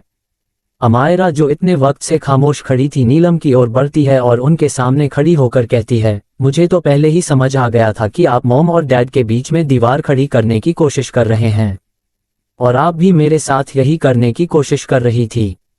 लेकिन मैंने यह नहीं सोचा था कि आप मेरे साथ भी ऐसा नहीं करेंगी। मुझे लगा था कि आप मुझे दिल से अपनी बेटी मानती हैं और शायद मैं भी आपको अपनी मॉम भी मानने लगी थी। मैंने तो सोच रखा था कि मैं डैड से यह कहूंगी कि आपको मेरी मॉम बना दे, लेकिन इस सब के पीछे आपका ऐसा घिनौना चेहरा है, मुझे ये पता ही नहीं था। आपको अच्छा लगा क्या मेरे मन में ऋषभ के लिए इस तरह की फीलिंग्स डालकर? क्या आप भी मुझे भी ऋषभ से दूर करना चाहती थी? अमायरा की बात सुनकर मिस्टर कपूर हैरान रह जाते हैं। वही पार्थ और आशी भी एक दूसरे की ओर देखने लगते हैं। मिस्टर कपूर कहते हैं, अमायरा तुम ही क्या कह रही हो? इसमें क्या करने की कोशिश की है? अमायरा की आंखों में आंसू आ जाते हैं और यह उसके नकली आंसू नहीं थे। इतने सालों तक नीलम ने ऋषभ के खिलाफ उसे जो भड़काया था यह उसके दर्द के आंसू थे। अमायरा रोते हुए कहती है, डैड ये वह औरत है जिसकी वजह से मैं जो सबसे शादी नहीं करना चाहती थी। इन्होंने ने ही मुझे ऋषभ के खिलाफ भड़काया था और यह कहा था कि वह मुझसे इसलिए शादी करना चाहते हैं ताकि मैं बिजनेस में आगे ना बढ़ सकूं, जबकि वह किसी और लड़की को पसंद करते हैं। यहाँ तक कि उन्होंने मुझे ये भी कहा था कि ऋषभ यूएस में वन नाइट स्टैंड तक कर रहे हैं। आप सोच भी सकते हैं कि मेरे दिल पर क्या देती होगी वह सारी बातें सुनकर, और यह सब जान करके मेरी खुद की मासी ही मुझे मेरे पति के खिलाफ भड़का रही है। इतना कहते ही अमायरा रोने लगती है। उसे इस तरह से रोते हुए देखकर रागिनी जी उसके पास आ जाती है और उसके कंधे पर हाथ एक देती है। अमायरा और बाकी सब हॉल में खाद हुए ये बातें कर रहे थे कि तभी दरवाजे से एक आवाज सुनाई देती है।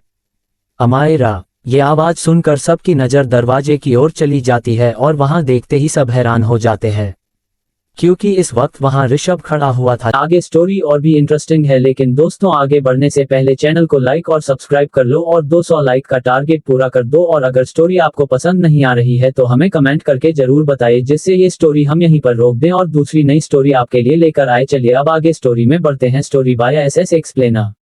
80 नीलम का कॉन्फेशन और रागिनी जी और अमायरा का एक होना। अब आगे। ऋषभ को देखते ही अमायरा की आंखों से आंसू बहने लगते हैं। वह रागिनी को छोड़कर ऋषभ की ओर भागने लगती है और उसे कसकर गले लगा लेती है। वही ऋषभ उसे हक करते हुए कहता है, चुप हो जा, बिल्कुल भी रोना नहीं। वही अमायरा रोते हुए कहती है, मुझे माफ कर दीजिए ऋषभ, ये सब मेरी ही गलती है। मुझे दूसरों की बातों पर भरोसा नहीं करना चाहिए था। मैंने उनकी बात पर भरोसा करके आपको दुख दिए, आपको ही नहीं अपनी पूरी फैमिली को। उन्होंने बचपन से लेकर आज तक मुझे सबके खिलाफ भड़काया है। ये भी कहा कि आशी और पार्थ डैड के दिल मेरी जगह छीन लेंगे। मुझे उन दोनों को इस घर से निकाल देना चाहिए और सबसे बड़ा ये कहा कि मैं आपको डाइवोर्स दे दूं।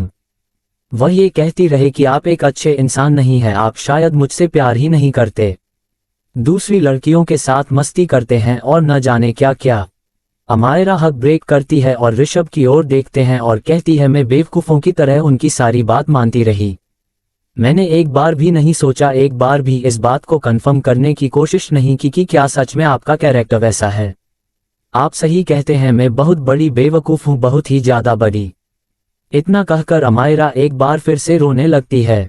वही अमायरा को ऐसे रोते हुए देखकर किसी को अच्छा नहीं लगता। शायद ही किसी ने अमायरा को इतना रोते हुए देखा होगा। जिस वक्त अमायरा के मॉग की डेथ हुई थी उसके बाद से लेकर आज तक अमायरा नहीं इतने आंसू नहीं बहाए थे जितने वह आज बहा रही है। वही ऋषभ अमायरा के गाल को पकड़कर इसके चेहरे को ऊपर उठना है और कहता है, नहीं, इसमें तुम्हारी गलती नहीं है। इन्होंने तुम्हें धोखा दिया है, गलती उनकी है। और तुम बेवकूफ नहीं थी, तुम मासूम थी। तुम छोटी थी, तुम में समझ नहीं थी। उसे वक्त तुम्हें जिससे साथ मिला है, जिसका सहारा मिला, तुमने उसकी ही बातों को सही मान लिया। लेकिन अनफॉर्चुनेटली वह इंसान सही नहीं था। उस इंसान के मन में ही खोट थी, इसलिए तुम्हारे साथ यह सब हुआ। इसमें तुम्हारी कोई गलती नहीं है। ऋषभ की बात सुनकर अमायरा का दिल खुशी से भर जाता है। वो एक बार फिर से ऋषभ को एक बार फिर से गले से लगा लेती है। वहीं अब सबकी नजरें नीलम पर चली जाती है। सबकी नजरें खुद पर। प्रकार निगम गुस्से से चिल्लाकर कहती हैं, हाँ मैंने किया। मैंने ये सब कुछ किया क्योंकि जो मुझे नहीं मिला मैं वह अपनी बेटी को देना चाहती थी, अदिति को। मैं चाहती थी कि ऋषभ जैसा लड़का अदिति से शादी करें। लेकिन तुम सब ने मिलकर बचपन से ही अमायरा और ऋषभ की शादी फिक्स करवा दी थी। मैं उसे दूसरी नीलम बनते हुए नहीं देखना चाहती थी। मैं चाहती थी कि वह गोयका का फैमिली में आराम की जिंदगी जीते जो वह रिजर्व करती है। इसलिए मैंने ये सब कुछ किया, सब कुछ ताकि मेरी बेटी खुश रह सके। तभी दरवाजे से एक और आवाज आती है, और आपसे ये किसने कहा कि मैं ऋषभ जी को पसंद करती हूँ। यह आवाज सुनकर सब एक बार फिर से दरवाजे की ओर देखते हैं और वहां पर अदिति खड़ी हुई थी। उसे देखकर सभी हैरान हो जाते हैं क्योंकि किसी ने अदिति को इस बारे में नहीं बताया था। वही अदिति अपनी मां की ओर देख रही होती है। इधर नीलम मन में सोचती है, ये लड़की यहाँ क्या कर रही है, मेरा सारा खेल बिगाड़ देगी। अदिति अमायरा के पास आती है और कहती है, अम्मू दी मैं सच कहती हूँ, मुझे इस बात की भनक भी नहीं कि मौन ये सब सोचती हैं।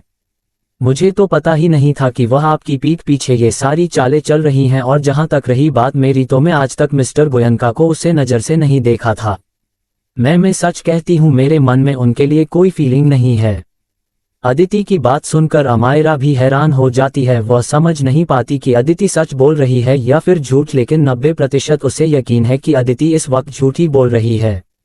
वही ऋषभ अमायरा को अपने करीब खींच लेता है और कहता है, तुम मुझे पसंद करती हो या नहीं इस बात से कोई फर्क नहीं पड़ता। फर्क एक बात से पसंद करता है कि मैं किसे पसंद करता हूँ, और मेरी पसंद हर जन्म में सिर्फ अमायरा ही रहेगी। चाहे कुछ भी हो, चाह मुझे उसके अलावा कोई नहीं चाहिए, और ना ही हम दोनों को कोई अलग कर सकता है। अमायरा एक बार फिर से ऋषभ की ओर देखती है तो उसकी आंखों में फिर से आंसू आ जाते हैं। ऋषभ अमायरा के आंसू पूछकर कहता है, मैंने कहा ना रोना मत। अगर तुम एक बार फिर से राई तो मैं इस औरत को ऐसी सजा दूंगा कि यह अपनी पूरी जिंदगी पछताएगी। अमायरा अपने आंसू पूछ लेती है। तभी अदिति कहती है, ऋषभ जी मैं तो चाहती हूँ कि आप मॉम को ऐसी सजा दे जिससे वह पूरी जिंदगी पछताए, क्योंकि उन्होंने सिर्फ अम्मू दी के साथ ही नहीं मेरे साथ भी गलत किया है। उन्होंने मेरा नाम यूज किया और अम्मू दी का घर तोड़ने की कोशिश की। आपको नहीं लगता कि यह गलत है? मुझे तो इस बारे में कुछ भी पता नहीं था। इनफैक्ट मुझे तो आज ही पता चला है। मुझे तो ये बात भी नहीं पता थी कि मेरी माँ कपूर अंकल के बारे में ये सारी चीज सोचती हैं। इन्हें तो मॉम कहने में भी मुझे शर्म आ रही है। इतना कहते ही अदिति की आंखों में आंसू आ जाते हैं, जिस वजह से वह अपना सर झुका लेती है। वही नीलम अदिति को देखकर मन में सोचती है, मेरी बिल्ली मुझसे ही म्याऊ, यहाँ मैं फंस चुकी हूँ तो ये लड़की एक्टिंग कर रही है। चलो अच्छा है, किसी एक को तो कपूर मैंशन में रहना ही पड़ेगा इनको बर्बाद करने के लिए। अदिति मिस्टर कपूर की ओर देखते हैं और हाथ जोड़कर कहती है, अंकल मैं सच कहती हूँ, मुझे इस बारे में कुछ भी नहीं पता था। मुझे तो आज ये सारी चीज पता चल रही है। मुझे ये पता होता तो मैं आप सबको मॉम के बारे में बता देती, लेकिन मुझे इस सब के बारे में कोई कुछ भी नहीं पता था। इतना कहकर अदिति फिर से रोने लगती है। वही अमायरा उसकी शक्ल को देखकर समझ जाती है कि अदिति इस वक्त झूठ बोल रही है। वह बचने की कोशिश कर रही है। वह मन में कहती है, तुम एक्टिंग में काफी अच्छी हो गई हो अदिति, लेकिन तुम्हें तुम्हारी सजा अलग से मिलेगी। इस वक्त यहाँ सिर्फ तुम्हारी मॉम के लिए फैसला होगा, तुम्हारा फैसला मैं बाद में करूंगी। इतना कहकर अमायरा अदिति की ओर बढ़ जाती है और उसका हाथ पकड़ लेती है। ये देखकर सभी हैरान रह जाते हैं। अमायरा बड़े प्यार से अदिति से कहती है, मुझे तुम पर पूरा यकीन है कि तुम ऋषभ को पसंद नहीं करती। तुमने कई बार मुझे ये बात कही है। मुझे तुम पर भरोसा है। अदिति की आंखों में फिर से नकली आंसू आ जाते हैं। वह अमायरा को गले लगा लेती है, जिसकी वजह से अमायरा तो बहुत ही घिन महसूस होती है, लेकिन सबको दिखाने के लिए वह अदिति की कंधे को तब दबा देता है। अदिति हक ब्रेक करती है और कहती है, थैंक यू अम्मू दी मुझ पर भरोसा करने के लिए। मैं जानती थी दुनिया में कोई मेरी बात नहीं समझेगा, लेकिन आप जरूर समझेंगे। थैंक यू मुझ पर भरोसा करने के लिए, thank you so much. Amaira कहती है, आपने इन सब में अपने मासूम बच्ची को भी फंसा लिया, कितनी घटिया औरत हैं आप। इतना कहकर वह ना में सिर हिलाने लगती है। वही नीलम कहती है, मैंने जो किया अपने लिए किया और अपने लिए करना कोई बुरी बात नहीं है।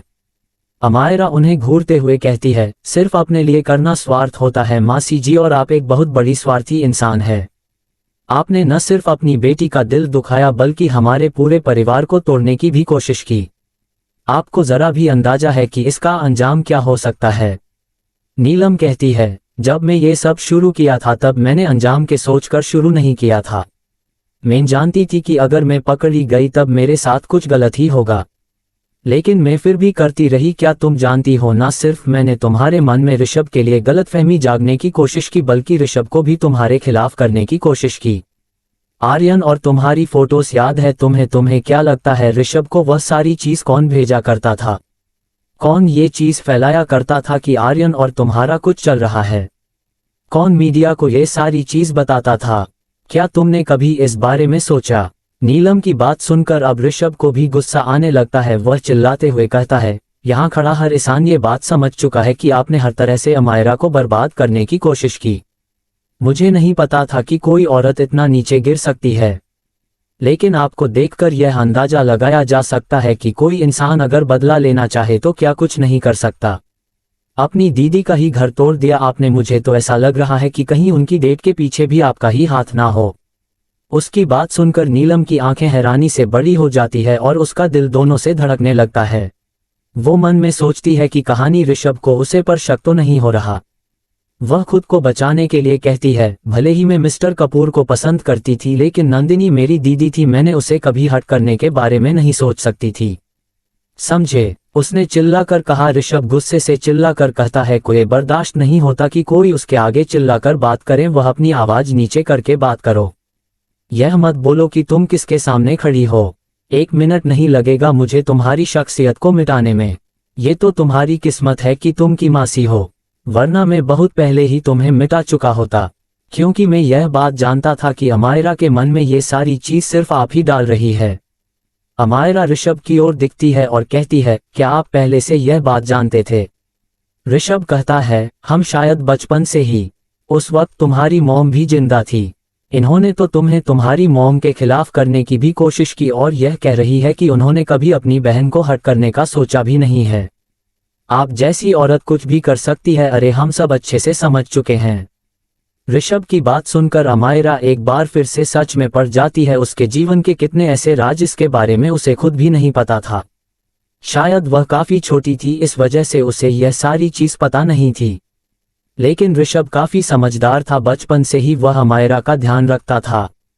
वह बाहर से ये दिखाता था कि उसे हमारे में कोई इंटरेस्ट नहीं है, लेकिन उसकी क्यूट सी हरकतें कभी कभी उसे भी प्यारी लगती थी। इस वजह से वह अमायरा का ध्यान रखा करता था। वही अमायरा एक बार बुरी तरह से टूट जाती है। उसे उम्मीद नहीं थी कि यह औरत बचपन से ही उसके दिमाग में ये सारी चीज डाल रही है। उसे वक्त से ही जब उसकी मॉम भी जिंदा थी उसकी आंखों में फिर से आंसू आ जाते हैं। उसके आंसू देखकर ऋषभ का दिमाग खराब हो जाता है। वो अमायरा के सिर को अपने सीने में छिपा लेट है और मिस्टर कपूर से कहता है, अंकल मैं जानता हूँ ये आपकी बचपन की दोस्त है और आपकी वाइफ की बहन, शायद आप इसके ऊपर रहम दिखा सकते हैं, लेकिन मैं नहीं। मेरे लिए ये कुछ मायने नहीं रखती। अगर ये अमायरा की मासी न होती तो आज तक यहाँ होती भी नहीं। मैं इस औरत को कब का मिटा चुका होगा और उसे इस बार सजा तो मैं ही दूंगा। अमायरा हक ब्रेक करती है और कहती है, नहीं ऋषभ इस औरत को की सजा नहीं देगा, इसे सिर्फ मैं और मॉम ही सजा देंगे। मेरे साथ इन्होंने उनके साथ भी गलत किया है। वो इस घर की औरत थी, लेकिन इनकी वजह से मॉम किसी नौकरानी की तरह उनकी सेवा करती रही। मैंने भी कभी उनके प्यार को न समझा और उन्हें खुद से दूर रखा। मेरी मॉम मेरे पास वापस आ चुकी थी, लेकिन मैं इतनी अंधी हो चुकी थी कि मैंने उनकी ओर देखा ही नहीं। उनके प्यार की भी परवाह नहीं की, और साथ ही मासी ने उनका भी घर तोड़ने की कोशिश की, वो भी बरसों। इसलिए सबसे पहला हक उनका बनता का इन्हें सजा देना का। अमायरा की बातें सुनकर रागिनी जी भी रो पड़ती है। वो अमायरा के पास आती है और उसे गले से लगा लेती है। जिस दिन से वो इस घर में आई थी वो चाहती थी को अमायरा उन्हें पसंद करें, बिल्कुल अपनी मॉम की तरह। लेकिन उनकी सारी कोशिशें बेकार रही। वो चाहती थी कि अमायरा कम से कम एक बार उसे मॉम कहे दिल से, लेकिन नीलम ने वो वक्त आने ही नहीं दिया।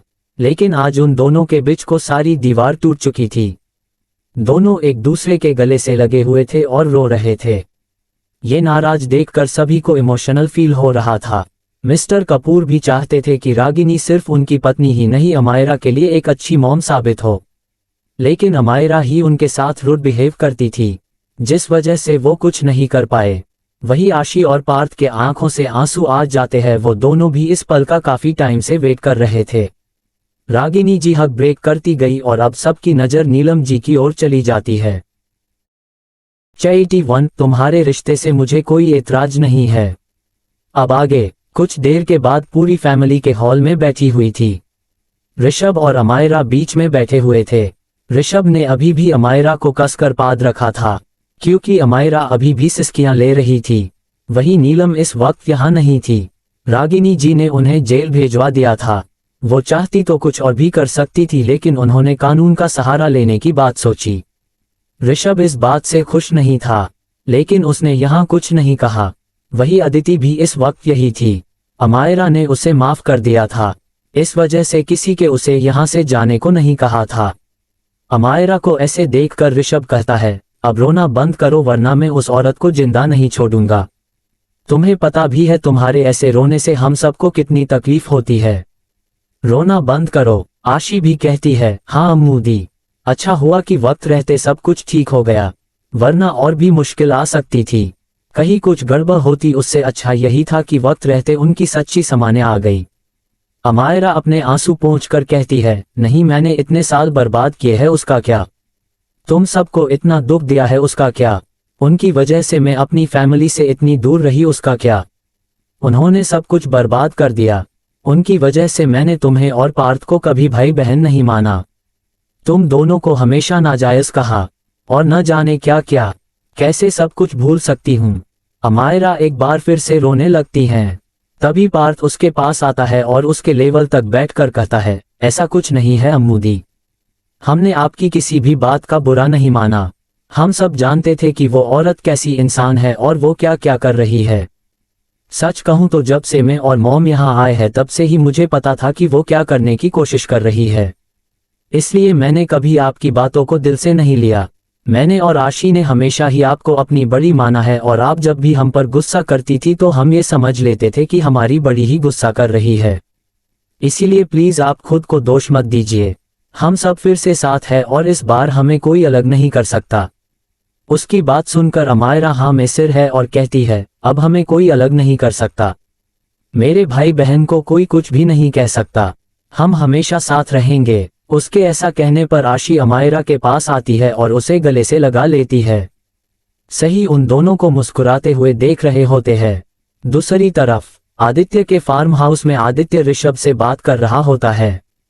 वही परी उसकी बातें सुन रही होती है। आदित्य कहता है, ठीक है मैं समझ गया, वहां सबका ध्यान रखना। इतना कहकर आदित्य फोन काट देता है। वहीं परी ही उसके पास आती है और कहती है, क्या हुआ, सब ठीक तो है ना, अम्मू कैसे हैं और इसके घर वाले।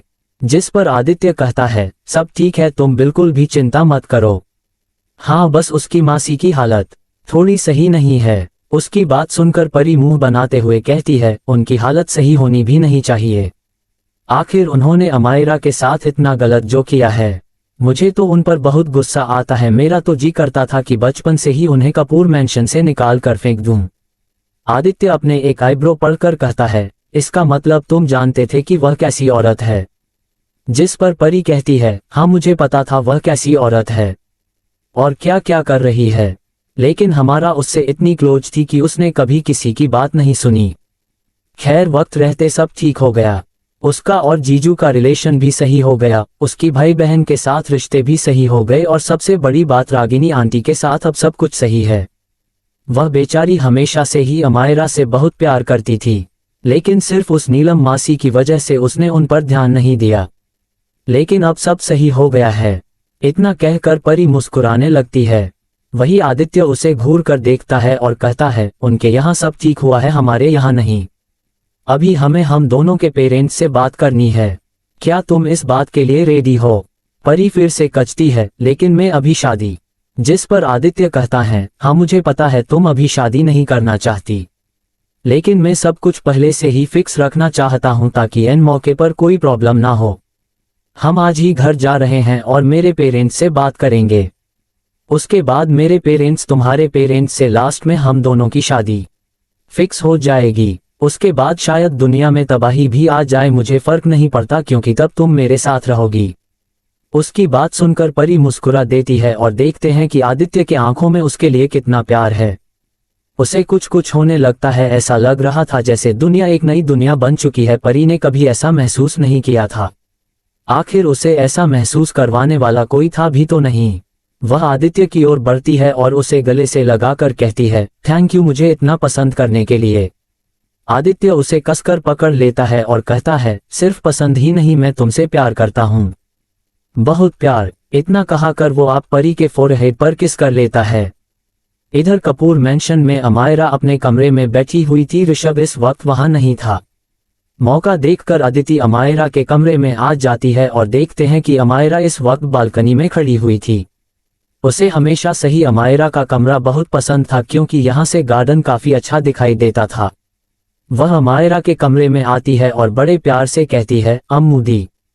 उसकी आवाज सुनकर अमायरा कमरे की ओर देखते हैं तो पाती है कि आदित्य मुस्कुराते हुए उसके सामने खड़ी है। उसे देखकर अमायरा को बहुत ही गुस्सा आता है क्योंकि वह जान रही होती है कि यह लड़की नाटक कर रही है, लेकिन वह उसका साथ देने लगती है और उसकी ओर देखकर मुस्कुराई देती है। अदिति उसके पास आती है और कहती है, आपको तो याद ही होगा ना, मेरा बर्थडे आ रहा है, हम मॉम की वजह से अपनी पार्टी को नहीं छोड़ेंगे। हम दोनों पार्टी करेंगे और एंजॉय करेंगे ताकि मॉम ने जो कुछ भी आपके साथ किया है उसे हम भूल सके। अमायरा हाँ में सिर हिलाकर कहती है, बिल्कुल, इसकी वजह से हम तुम्हारा बर्थडे टू मिस नहीं कर सकते ना। वैसे भी अब तो वह है ही नहीं, तो हमें अपनी जिंदगी में आगे बढ़ना चाहिए। अदिति मुस्कुरा देती है और कहती है, बिल्कुल, लेकिन मैं नहीं मन। वह अमायरा को गाली दे रही होती है क्योंकि उसकी वजह से उसकी मॉम जेल जा चुकी थी। कपूर फैमिली ने न्यूज़ को पूरी तरह से दबा दिया था, वरना अदिति उसके मन की काफी ज्यादा बदनामी हो जाती। अदिति मन ही मन कहती है, मेरे बर्थडे की तैयारी तुम करोगी और बाद में पछताओगे कि तुम, क्योंकि इस बर्थडे में मैं ऋषभ को अपना बना लूंगी और तुम्हें जिंदगी भर के लिए उन्हें छोड़ना पड़ेगा। देख लेना अमायरा, यह मेरा ये बर्थडे तुम्हारे लिए तूफान लेकर आएगा। वही अमायरा मन में कहती है, मेरे लिए नहीं, तुम्हारे लिए, तुम्हारी जिंदगी बर्बाद हो जाएगी। मुझे अच्छी तरह से पता है कि तुम ऋषभ को लेकर सबके मन में क्या डालते आ रही हो, यही कि उनकी शादी तुम्हारी तुमसे होने वाले हैं। तुम्हें तो अंदाजा भी नहीं है कि मैं तुम्हारे बर्थडे के लिए क्या क्या तैयारी करके रखी है। तुम बस देखते जाओ अदिति, खून आंसू रोने वाली हो तुम। इतना कहकर हमारा मुस्कुरा देती है। वहीं दूसरी तरफ आर्यन इस वक्त मिस्टर जोसेफ से मीटिंग कर रहा होता है। लास्ट टाइम जोसेफ ने जब ऋषभ को बुलाया था तो आर्यन गुस्सा हो गया था, लेकिन इस बार जोसेफ और आर्यन मिलकर सारे काम कर रहे होते हैं। आर्यन कहता है, अगर यह सक्सेसफुल रहा तो हम दोनों के पास इतना पैसा होगा कि पूरे इंडिया में जितने भी बिलियनर्स हैं उनके पास कंबाइंड पैसा ना होगा। फिर हम इस पैसे को देश से बाहर भेज देंगे और पूरी लाइफ एंजॉय करेंगे। जिस पर जोसेफ कहता है, बिल्कुल, और यह सब सिर्फ और सिर्फ तुम्हारी वजह से है। अगर तुम ना होते तो मुझे इतना अच्छा आइडिया देने वाला कोई नहीं होता। क्यों नहीं इस वीकेंड हम पार्टी करें और अपनी जीत को पहले से ही सेलिब्रेट करें। जिस पर ऋषभ कहता है, इस वीकेंड तो नहीं हो पाएगा क्योंकि मेरी फ्रेंड की बर्थडे है और अमायरा ने पार्टी रखी है, इसलिए मुझे वहां जाना होगा। उसके बाद हम आराम से पार्टी कर सकते हैं। तुम चिंता मत करो, हमारे पास पैसा और वक्त दोनों होगा। उसके ऐसा कहने पर जोसेफ कहता है, ठीक है, जैसा तुम चाहो, लेकिन भूलना मत पार्टी हमें करनी ही है। आर्यन मुस्कुराते हुए हमें सर हिला देता है। परी और आदित्य कुछ देर के बाद दीवान मैंशन के हाल में बैठे हुए थे। परी काफी ज्यादा नर्वस नजर आ रही थी, वही आदित्य काफी कॉन्फिडेंस था। वैसे उसे किसी चीज का डर नहीं था, वो सोच लेता था वही करता था। आखिर वो ऋषभ का ही तो दोस्त था। वही मिस्टर दीवान और आदित्य की माँ उनके सामने बैठे हुए थे। मिस्टर दीवान तो सिर्फ और सिर्फ परी को घूर रहे थे। परी नर्वसनेस में अपनी उंगलियों से खेल रही थी और अपने पैरों की ओर ही देखे जा रहे थे। तभी मिस्टर दीवान चिल्लाकर कहते हैं, मिस परी सक्सेना, ये सब कब से चल रहा है तुम दोनों के बीच? क्या तुम ऑफिस में ये सब करने आते हो? एक्स। उनकी आवाज सुनकर परी डर जाती है। वही आदित्य की एक्सप्रेशन बदल जाते हैं। वह कहता है, था उसने कुछ नहीं किया, मैंने ही इससे पहले अप्रोच किया था। और आदित्य ने इतना ही कहा था कि मिस्टर दीवान अपना हाथ दिखाकर उसे रोक देते हैं और कहते हैं, मैंने तुमसे सवाल नहीं किया है, वह अपना जवाब कर दे सकती है। परी तुम बताओ, क्या तुम ऑफिस ये सब करने जाती थी? बताओ मुझे। मिस्टर दीवान की बातें सुनकर परी को समझ नहीं आ रहा था कि वह क्या करें। वही आदित्य का दिमाग खराब हो रहा था। उन्होंने तो पहले कह दिया था कि उन्हें परी को एक्सेप्ट कर लिया है, फिर यह क्या तमाशा लगा हुआ है। उसका दिल कर रहा था कि वह इसी वक्त परी को यहाँ से लेकर चले जाए।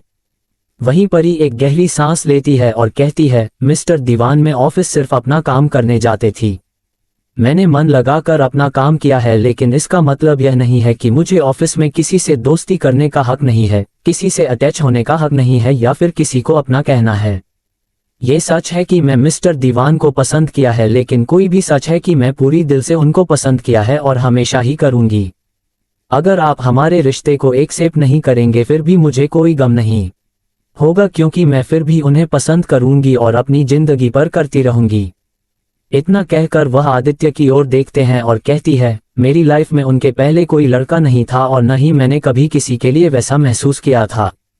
जो कुछ भी है यही है और यही रहेंगे, चाहे आपका फैसला कुछ भी हो। मेरे मन में आदित्य की हमेशा ही वही जगह रहेगी जो आज है। इतना कहकर परी मुस्कुराते हुए मिस्टर दीवान की ओर देखते हैं।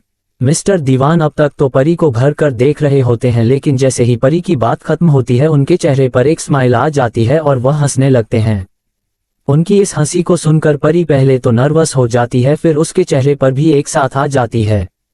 मिस्टर दीवान कहते हैं, मैं तो तुम्हें डराने की कोशिश कर रहा था, लेकिन तुम डर ही नहीं, चलो अच्छी बात है।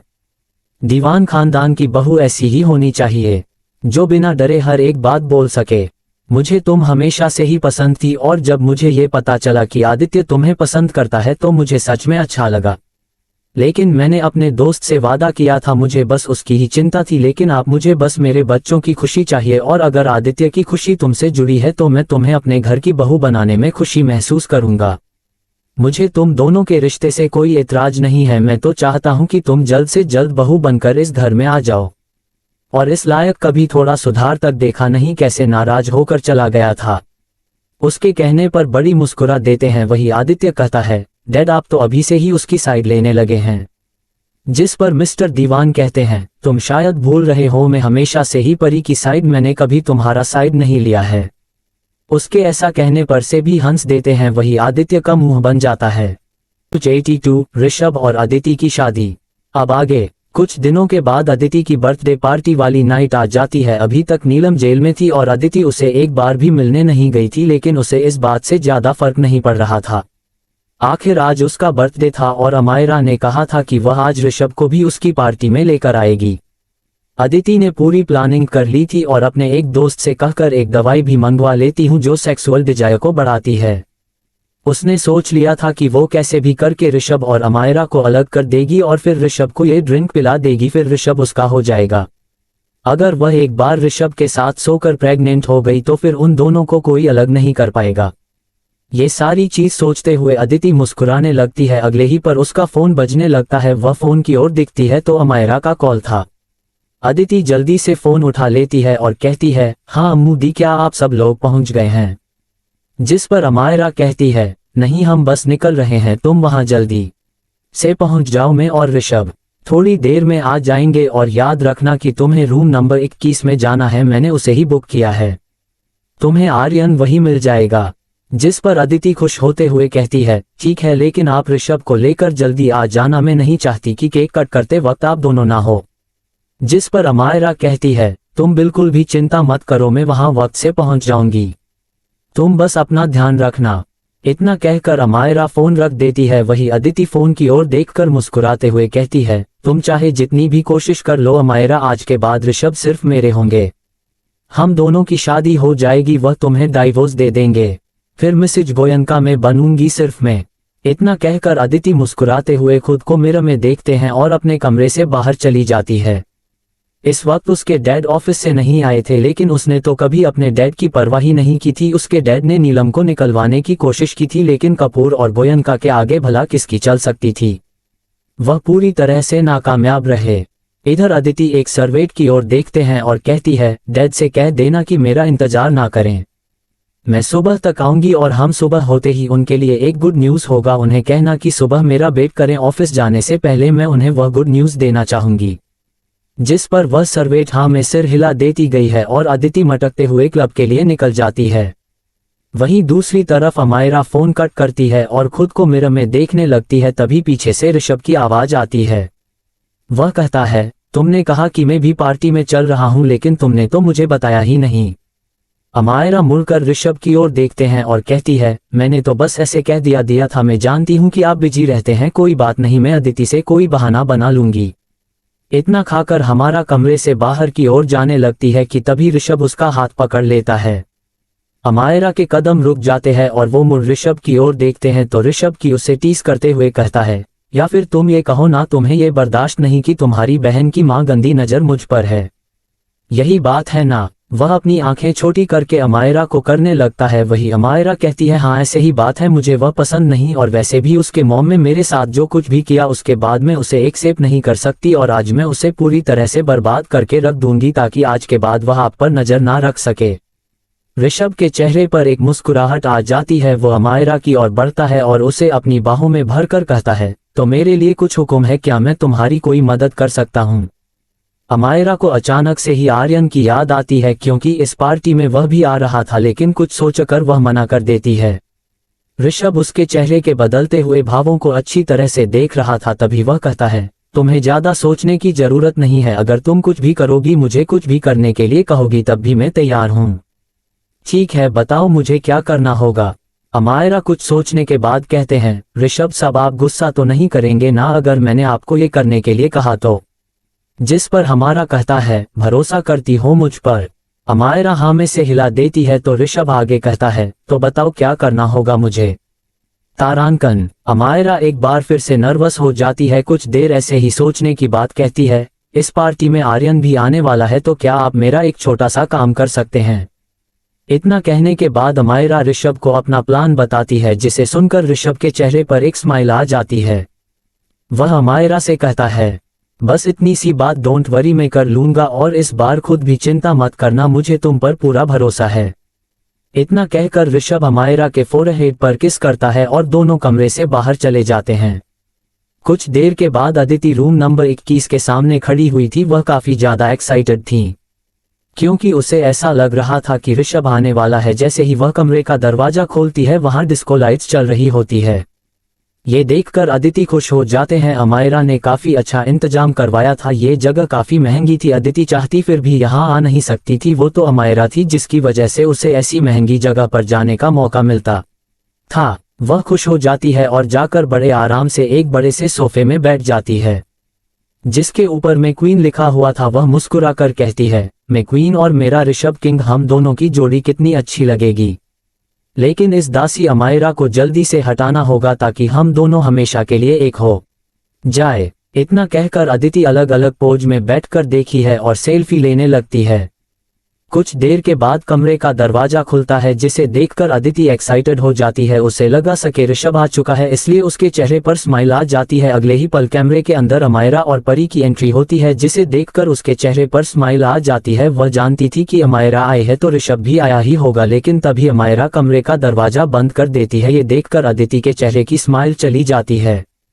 अमायरा अदिति के सामने आती है और उसे गले लगाकर कहती है, हैप्पी बर्थडे मेरी बहन। अदिति फेक स्माइल के साथ रहती है, थैंक यू सो मच अम्मू दी, लेकिन ऋषभ कहाँ है। अमायरा अपनी आंखें रोल करती है और हग ब्रेक करते हुए कहती है, एक्चुअली उन्हें कुछ काम था, लेकिन तुम चिंता मत करो, कुछ देर में आ जाएंगे। चलो हम तब तक पार्टी एंजॉय करते हैं। तभी अदिति की नजर परी पर जाती है, जिसे देखकर वह कहते हैं, लेकिन अम्मू दी अपने परी को यहाँ क्यों बुलाया है, क्या आप भूल गए कि मैं आपके साथ क्या किया था। जिस पर अमायरा कहते हैं, इतने सालों की बात को कब याद रखना है अदिति। मैं सब कुछ भूल चुकी हूँ, इससे बेहतर होगा कि तुम भी भूल जाओ और आज हम तुम्हारी पार्टी में अच्छे से सेलिब्रेट करेंगे कि हमारे बीच की सारी दूरियां खत्म हो जाए। इतना कहते ही परी अपना हाथ बढ़ाकर कहती है, हैप्पी बर्थडे अदिति। ना चाहते हुए भी अदिति को इससे हाथ मिलाना पड़ता है और वह फिर से एक झूठी मुस्कुराहट के साथ रहती है, थैंक यू कहती है। तीनों साथ में बैठे हुए थे कि तभी कुछ वेट्स आने लगते हैं जिन्होंने उनके सामने एक टूटिया केक और कुछ ड्रिंक रहती थी। अमायरा कहती है, चलो तो थोड़ी देर ड्रिंक करते हैं और जब ऋषभ यहाँ आ जाएंगे उसके बाद केक कटिंग। अदिति भी हाँ में सिर हिला देती है और तीनों ड्रिंक करने लगते हैं। अदिति को जरा की इच्छा नहीं हो रही थी इन दोनों के साथ एंजॉय करने की। इधर अमायरा और परी एक दूसरे से ही हंस हंस कर बात कर रहे थे, इसलिए अदिति को और भी गुस्सा आ रहा था क्योंकि बर्थडे उसका था लेकिन पार्टी ये दोनों कर रहे थे। तभी अदिति एक बार फिर से कहती है, अम्मू दी आपने बताया ही नहीं कि ऋषभ कब आएंगे। मेरा मतलब अगर वह थोड़ा लेट होंगे तो केक पिघल जाएगा ना, फिर हमें दूसरे केक मंगवाना पड़ेगा। आप एक बार उन्हें कॉल करके पूछ लीजिए। इस पर अमायरा मुस्कुरा कर कहती है, कोई बात नहीं, हम दूसरा केक मंगवा लेंगे। वैसे अगर ऋषभ नहीं आ रहे हैं तो मेरे पास तुम्हारे लिए एक गुड न्यूज़ है, मैंने कुछ और दोस्तों को भी इनवाइट किया है। तभी अदिति झट से कहती है, आपका मतलब आर्यन से है? तारांकन। अमायरा ना के सिर हिलाती है और मुस्कुरा कर कहते हैं, नहीं उसे एज नहीं, कोई कुछ स्पेशल दोस्त है, कुछ ही देर में आती होगी। तभी कमरे का दरवाजा खुलता है और कुछ लड़कियां अंदर आती है। उन लोगों को देखकर अमायरा मुस्कुरा कर कहती है, लो वो ही गई। इतना कहकर अमायरा मुस्कुराते हुए दरवाजे की ओर देखती है। वही अदिति जब दरवाजे की ओर देखती है तो वह हैरान रह जाती है क्योंकि उसके सामने उसके कॉलेज और स्कूल के कुछ दोस्त थे। उन दोस्तों को देखकर अदिति के लांस से ऊपर नीचे होने लगती है क्योंकि इन लोगों के सामने अपने यह बात नहीं कीजिए, ऋषभ और उसके शादी होने वाली है। वह डरते हुए अमायरा की ओर देखती है तो अमायरा मुस्कुरा कर कहती है, मुझे लगा तुम अपने दोस्तों को मिस कर रही होगी, इसलिए मैंने उन्हें यहाँ बुलाया है, उनका वेलकम करो। अदिति को समझ नहीं आया कि वह क्या करें। अगर इस सिचुएशन में किसी ने ऋषभ की बात छेड़ दी तो अमायरा सबका खून की जाएगी और वैसे भी ऋषभ तो कुछ देर में आने ही वाला है, तब सबको पता चल ही जाएगा कि अदिति कितनी बड़ी झूठी है। उसका दिल दो जोरों से धड़क रहा कि तभी उसकी एक दोस्त उसके गले लगा लेती है और कहती है, हैप्पी बर्थडे अदिति। अदिति के चेहरे पर फिर से एक मुस्कुराहट आ जाती है। उसके सारे दोस्त उसने हैप्पी बर्थडे विश करते हैं और सभी आराम से उसे कमरे में बैठ जाते हैं।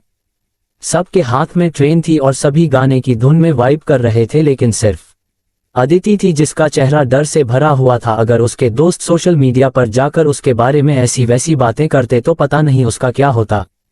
अदिति का दिल दो जोरों से धड़क रहा होता है कि इतने में ही अमायरा फोन देखते हुए कहती है, अदिति देखो ऋषभ को कॉल आ रहा है, मैं अभी पिक करती हूँ।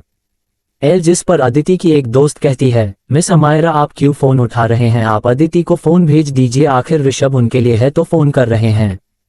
तभी अदिति की दूसरी दोस्त कहती है, और वो आपको क्यों कॉल कर रहे हैं? वह डायरेक्ट अदिति से भी तो बात कर सकते थे, कहीं ऐसा तो नहीं है कि आप जानबूझकर ऋषभ को फंसाने की कोशिश कर रही है। अपने दोस्त की बात सुनकर तुम अदिति का दिल जोरों से धड़कने लगता है। वही अमायरा अपनी आंखें छोटी करके कहती है, तुम ये कैसी बातें कर रही हो, मैं क्यों ऋषभ फंसाऊंगी, अपनी जुबान पर काफी रखो वरना बहुत पछताओगे। कभी एक लड़की कहती है, हम अपनी जुबान पर काबू क्यों रखें, आप खुद पर काबू रखिए। आप अच्छी तरह से जानते हैं कि अदिति और ऋषभ की शादी होने वाली है, फिर भी आप ऋषभ को फंसाने की कोशिश कर रही है। अमायरा हैरानी से कहती है, क्या कहा तुमने? अदिति और ऋषभ की शादी कब हुआ ये सब? किस इंसान ने तुमसे यह बात कही कि ऋषभ और आदित्य की शादी होने वाली है? तुम्हें पता भी है तुम का क्या रही हो? तभी एक लड़की अपनी जगह से क्या खड़ी होती है और कहती है, हाँ हमें अच्छी तरह से पता है, अदिति और मिस्टर गोयनका की शादी बचपन से ही तय होता है और उनकी जल्दी शादी होने वाली है और तुम उनके बीच में आ रही हो। अदिति ने हमें सारी बात बताई थी कि आप किस तरह से हर वक्त मिस्टर गोयनका से चिपकने की कोशिश से करती हो जबकि वह आपको भाव तक नहीं देते। बाहर से तो आप ऐसा दिखती हो कि तुम्हें कुछ फर्क नहीं पड़ता, आप अपने धुन में रहती हो, लेकिन अंदर ही अंदर तो मिस्टर गोयनका को फंसाने की कोशिश कर रही हो जबकि वह अदिति से प्यार करते हैं। अमायरा गुस्से से उसे लड़की को दिखती है और फिर गुस्से से खड़ी होकर उसके सामने जाता है, उसे थप्पड़ मार देती है। उसे लड़की का चेहरा दूसरी ओर झुक जाता है। अमायरा गुस्से में दांत पीसते हुए कहती है, अपनी बकवास बंद करो, तुम्हें समझ में भी आ रहा है फिर तुम क्या कह रही हो? ऋषभ अदिति से क्यों शादी करेंगे जबकि उनकी शादी पहले से हो चुकी है, वह भी मुझसे। हमारी शादी को 2 साल हो चुके हैं, समझी? तो अपनी यह बकवास बातें अपने पास रखो, अब निकल यहाँ से। तभी वह लड़की गुस्से से कहती है, आपकी हिम्मत कैसे हुई मुझे थप्पड़ मारने की, और आप कैसे कह सकती हूँ कि मिस्टर गोयनका की और आपकी शादी हो गई है, और अगर यह सच है तो किसी कोई इस बारे में पता क्यों नहीं है? और जहाँ तक बात रही अदिति और मिस्टर गोयनका की, तो स्कूल में सबको ये बात थी कि अदिति और मिस्टर गोयनका की शादी होगी, वह बड़े होने के बाद। लेकिन अदिति हमें ये बात बताती थी कि किस तरह से आप मिस्टर गोयनका और उसके बीच में दूरी लाने की कोशिश करती थी। शर्म नहीं आती आपको ऐसा करते हुए? उसके बाद सुनकर अमायरा एक गहरी सांस होती है और अपने बालों में हाथ फेरने लगती है। अदिति को ऐसा लग रहा था कि वह ब्लड प्रेशर से मर जाएगी। इतने में ही परी अपनी जगह से खड़ी होती है और अमायरा कोई सपोर्ट करते हुए कहती है, शर्म से नहीं तुम्हें आना चाहिए, एक तो तुम अमायरा के सामने खड़ी होकर उससे ऊंची आवाज में बात करने की कोशिश कर रही है। अमायरा सिर्फ अमायरा कपूर नहीं बल्कि अमायरा ऋषभ गोयनका है, उसका स्टेटस तुम लोगों से काफी ऊंचा है। वह तो उसकी महानता है कि वह तुम जैसे लोगों के साथ बैठ कर रही है, वरना तुम जैसे लोगों को और मुंह तक नहीं लगती है। अगर तुम ऐसा लग रहा है कि अमायरा झूठ बोल रही है तो कुछ देर मेरे साथ खुद यहाँ आएंगे, तुम उनसे खुद भी पूछ लेना। तभी अमायरा कहती है, उनसे बाद में पूछने की क्या जरूरत है, मैं अपने अभी कॉल करती हूँ, तुम सुन लेना, समझे तुम? इतना कहते ही अमायरा ऋषभ को कॉल करती है। सामने से हिसाब का रिसीव करते हुए कहता है, हाँ बेबी कुछ काम था। ऋषभ के मुंह से अमायरा के लिए बेबी सुनकर सब हैरान रह जाते हैं। वही अदिति भी अपनी जगह से खड़ी हो जाती है और सबके बीच में आ जाती है। अमायरा गुस्से में थी लेकिन ऋषभ की आवाज सुनकर पता नहीं क्यों उसे अच्छा लग रहा था। वह कहती है, ऋषभ मुझे आपसे एक बात करनी थी, क्या आप आज अदिति की तरफ से पार्टी नहीं आएंगे? जिस पर ऋषभ कहते हैं, मेरी साली साहिब की बर्थडे पार्टी है, मैं कैसे मिस करता हूँ, बस थोड़ा सा काम है, तुम वहाँ थोड़ी देर संभाला लेना, फिर तब तक मैं आ जाऊंगा। वैसे मैंने सोचा है कि पार्टी के बाद एक दिन में डेट पर चलेंगे, सिर्फ तुम और मैं। ये सुनने के बाद सुनकर अमायरा कहती है, ठीक है मैं रखती हूँ। अमायरा फोन काटने ही वाली होती है कि सामने से ऋषभ कहता है, ठीक है और आई लव यू। ये थोड़ा अनएक्सपेक्टेड था ऋषभ के मुंह से आई लव यू सुनना, लेकिन ये सुनकर वहां खड़ी हुई सारी लड़कियां हैरान हो जाती है। वही अदिति की तो हवाएं उड़ जाती है। अमायरा फोन कट करती है और उसे लड़की की ओर देखते हुए कहती है, तो देखा तुमने कौन किसका पति है, तुम्हें समझ में आ गया, अब चुपचाप से मुझसे माफी मांगो वरना मैं तुम्हारा क्या हाल करूंगी, तुम सपने में भी नहीं सो पाओगे। जिस पर वह लड़की कहती है, लेकिन मिस कपूर मेरा मतलब मिसेज गोयनका, अदिति ने तो हमें बचपन से ही बताया था कि उसकी और मिस्टर गोयनका की शादी होने वाली है और हमें लगा कि उसकी बात ही सच है। उसके पास कई वीडियो सब फोटोज थी जिसमें वह गोयनका फैमिली की पार्टी में इनवाइटेड थी। उन्हें देखकर ऐसा लगता था कि जैसे अदिति सच में जानती है। क्या वह हमसे झूठ बोलती आ रही थी? और वह लड़की अदिति की ओर देखते हैं और कहती है, अदिति तथा तुमने हमसे झूठ क्यों बोला, आखिर तुम ऐसा कैसे कह सकती हूँ? अब सबकी नजर अदिति पर ही थी, यहाँ तक कि अमायरा उसे गुस्से से घूर रही थी। आगे स्टोरी और भी इंटरेस्टिंग है, लेकिन दोस्तों आगे बढ़ने से पहले चैनल को लाइक और सब्सक्राइब कर लो और 200 लाइक का टारगेट पूरा कर दो। और अगर स्टोरी आपको पसंद नहीं आ रही है तो हमें कमेंट करके जरूर बताइए, जिससे ये स्टोरी हम यहीं पर रोक दें और दूसरी नई स्टोरी आपके लिए लेकर आए। चलिए अब आगे स्टोरी में बढ़ते हैं। Story by SS explainer. अब आगे अमायरा दांत पीसते हुए कहती है, यह मैं क्या सुन रही हूँ अदिति, क्या तुम इन सब लड़कियों से यह बातें करती हो कि ऋषभ और तुम्हारी शादी होने वाली है? शर्म नहीं आती तुम्हें ये कहते हुए? तुम ये बात अच्छे से जानती हो कि वह मेरे पति हैं, बचपन से ही हमारी शादी फिक्स है और तुम मेरी बहन होकर मेरे पीठ पीछे ये सारी हरकतें कर रही हो। मुझे तुम्हारे अपनी बहन कहते हुए शर्म आ रही है। अदिति बहुत घबरा जाती है। तभी उसकी एक दोस्त कहती है, अदिति तुमने तो कहा था कि मिस्टर गोयनका तुम्हारे होने वाले पति है, इस वजह से तुमने हमसे अपने होमवर्क कर अपने असाइनमेंट करवा, यहाँ तक कि तुम हमारे कपड़ों और अब हमारे बैग्स को भी छीन लेती थी हमें मिस्टर गोयनका का डर दिखाकर। तुम इतनी बड़ी झूठी हो यह मुझे नहीं पता था। मुझे तो तुम्हें अपना दोस्त कहते हुए भी शर्म आ रही है। वही अमायरा अदिति को देखते हुए कहती है, सच सच बताओ क्या तुमने ये सब किया है? अदिति मैं तुमसे पूछ रही हूँ, अगर तुमने मुझे सब सच नहीं बताया तो मैं तुम्हारी वह हाल करूंगी कि तुम्हारी मॉम भी तुम्हें नहीं पहचान पाएगी। और तुम ये बात अच्छी तरह से जानती हो कि मैं सिर्फ धमकियां नहीं देती, करके दिखाती हूँ। इसलिए जो भी सच है वह बोलो। अदिति के पास कोई और रास्ता नहीं था। वह डरते हुए कहती है, हाँ ये सच है, मैंने इन लोगों से कहा था कि ऋषभ और मेरी शादी होने वाली है। उसने इतना ही कहा था कि अमायरा उसके गाल पर एक जोरदार थप्पड़ मार देती है, जिस वजह से अदिति वहीं जमीन पर गिर जाती है। अमायरा के हाथ से थप्पड़ खाकर अदिति को गुस्सा हो जाता है। वह गुस्से में अमायरा की ओर देखते हैं और कहती है, तुम्हारी हिम्मत कैसे हुई मुझे थप्पड़ मारने की? तारांकन। अमायरा अपनी एक आईब्रो चढ़कर कहती है, वह अब मैं अम्मू दी से सीधा तुम बन गई। तुम्हारी शक्ल ही बता रही है कि तुम कितनी बड़ी फ्रॉड हो। अदिति अपनी जगह से खड़ी होती है और कहती है, हाँ मैं हूँ फ्रॉड और मैंने तुम्हें धोखा दिया है मोम के साथ मिलकर। तुम्हारी मोम ने उनसे मिस्टर कपूर को छीन लिया और तुमने मुझे मिस्टर गोयनका को। मैं चाहती थी कि तुम दोनों अलग हो जाता कि मैं और ऋषभ एक हो जाए। मैंने 1000 कोशिश की तुम दोनों के बीच में दरार डालने की, लेकिन तुम आखिर में ऋषभ की ही हो गए। क्या तुम्हें जरा भी तरस नहीं आता मेरे ऊपर? मैं कितना प्यार करती हूँ ऋषभ से। उसने इतना ही कहा था कि अमायरा उसके गाल पर एक और थप्पड़ जड़ देता है। इस बार का थप्पड़ थोड़ा जोर का था, जिस वजह से अदिति के कान थोड़े सुन्न हो जाते हैं। वह अपने गाल पर अपने हाथ रख लेती है और अमायरा की ओर देखने लगती है। अमायरा कहती है, तुम और तुम्हारा ये प्यार सब एक झूठ है।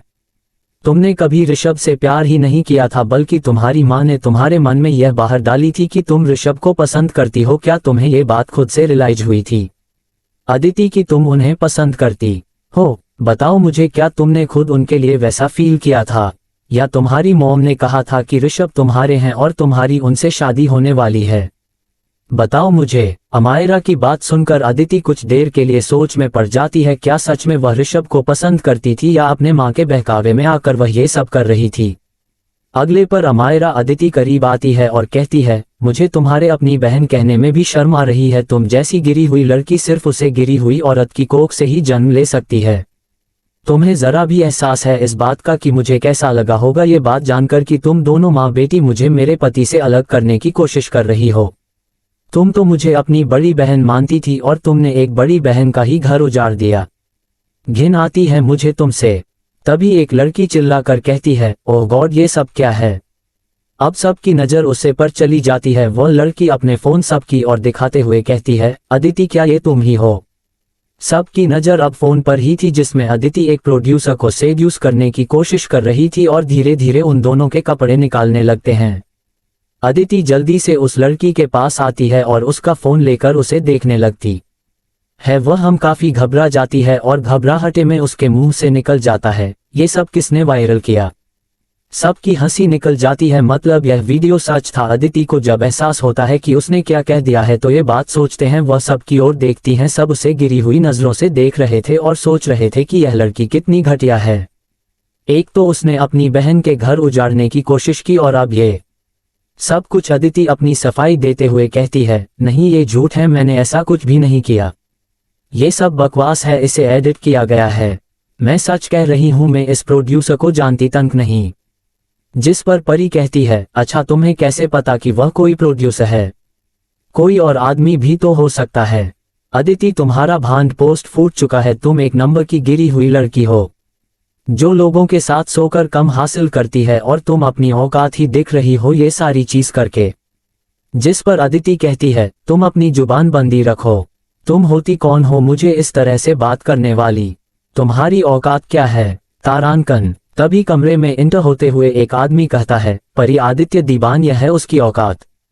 यह आवाज सुनकर सबकी नजर दरवाजे की ओर चली जाती है और वहां देखते ही सब हैरान हो जाते हैं, क्योंकि आदित्य खड़ा हुआ था। जैसे ही आदित्य दरवाजे से इंटर करता है, उसके पीछे ऋषभ था। उसे देखकर सभी हैरान रह जाते हैं। परी जल्दी से आदित्य के पास जाती है तो आदित्य उसके कमर पर हाथ रखते हुए उसे खुद से सटा लेता है। अब आदित्य की नजर अदिति पर जाती है और वह गुस्से से कहता है, तुम कुछ कह रही थी क्या? तुम मेरी होने वाली पत्नी को उसकी औकात याद दिला रही थी। तुम्हें क्या लगता है अब उसकी औकात क्या है? अदिति के पैरों के नीचे जमीन खिसक जाती है। वही सारी लड़कियां हैरानी से उनकी ओर देखने लगते हैं। सिर्फ अमायरा ही थी जिसके चेहरे पर एक स्माइल थी, क्योंकि उसने ही तो दोनों का रिश्ता करवाया था। तभी आदित्य अदिति की ओर देखकर कहता है, तुम जैसी तो 2 कौड़ी की लड़की की औकात नहीं है मेरी वाइफ की ऐसी बात करने की। वह तो ऋषभ ने मुझसे कहा था कि आज एक छोटी सी गैदरिंग है, इसलिए मैं आ गया। लेकिन यहाँ आकर मुझे क्या देखना पड़ रहा है कि तुम जैसी लड़की मेरी वाइफ की बेइज्जती कर रही है।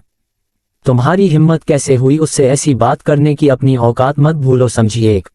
इतना कहकर आदित्य उसे घूरने लगती है। वही अमायरा ऋषभ की ओर देखती है और उसके पास जाकर खड़ी हो जाती है। वह मासूम से शक्ल बनाते हैं। वह कहती है, हाँ ऋषभ देखिए ना, ये लकड़ी कह रही है आप दोनों एक दूसरे से प्यार करते हैं और आपकी और इसकी शादी होने वाली है और मैं आप दोनों के बीच में आ रही हूँ। क्या ये सच है ऋषभ कि मैं आप दोनों का रिश्ता तोड़ने की कोशिश हूँ?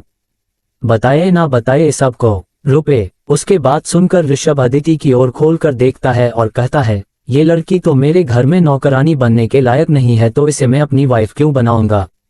बाकी तुम खुद ही समझ सकती हो। मुझे लगता है कि यह पार्टी यहीं खत्म हो चुकी है, अब हमें चर्चा चाहिए। वैसे भी ऐसे छोटे लोगों के साथ रहना हमें शोभा नहीं देता।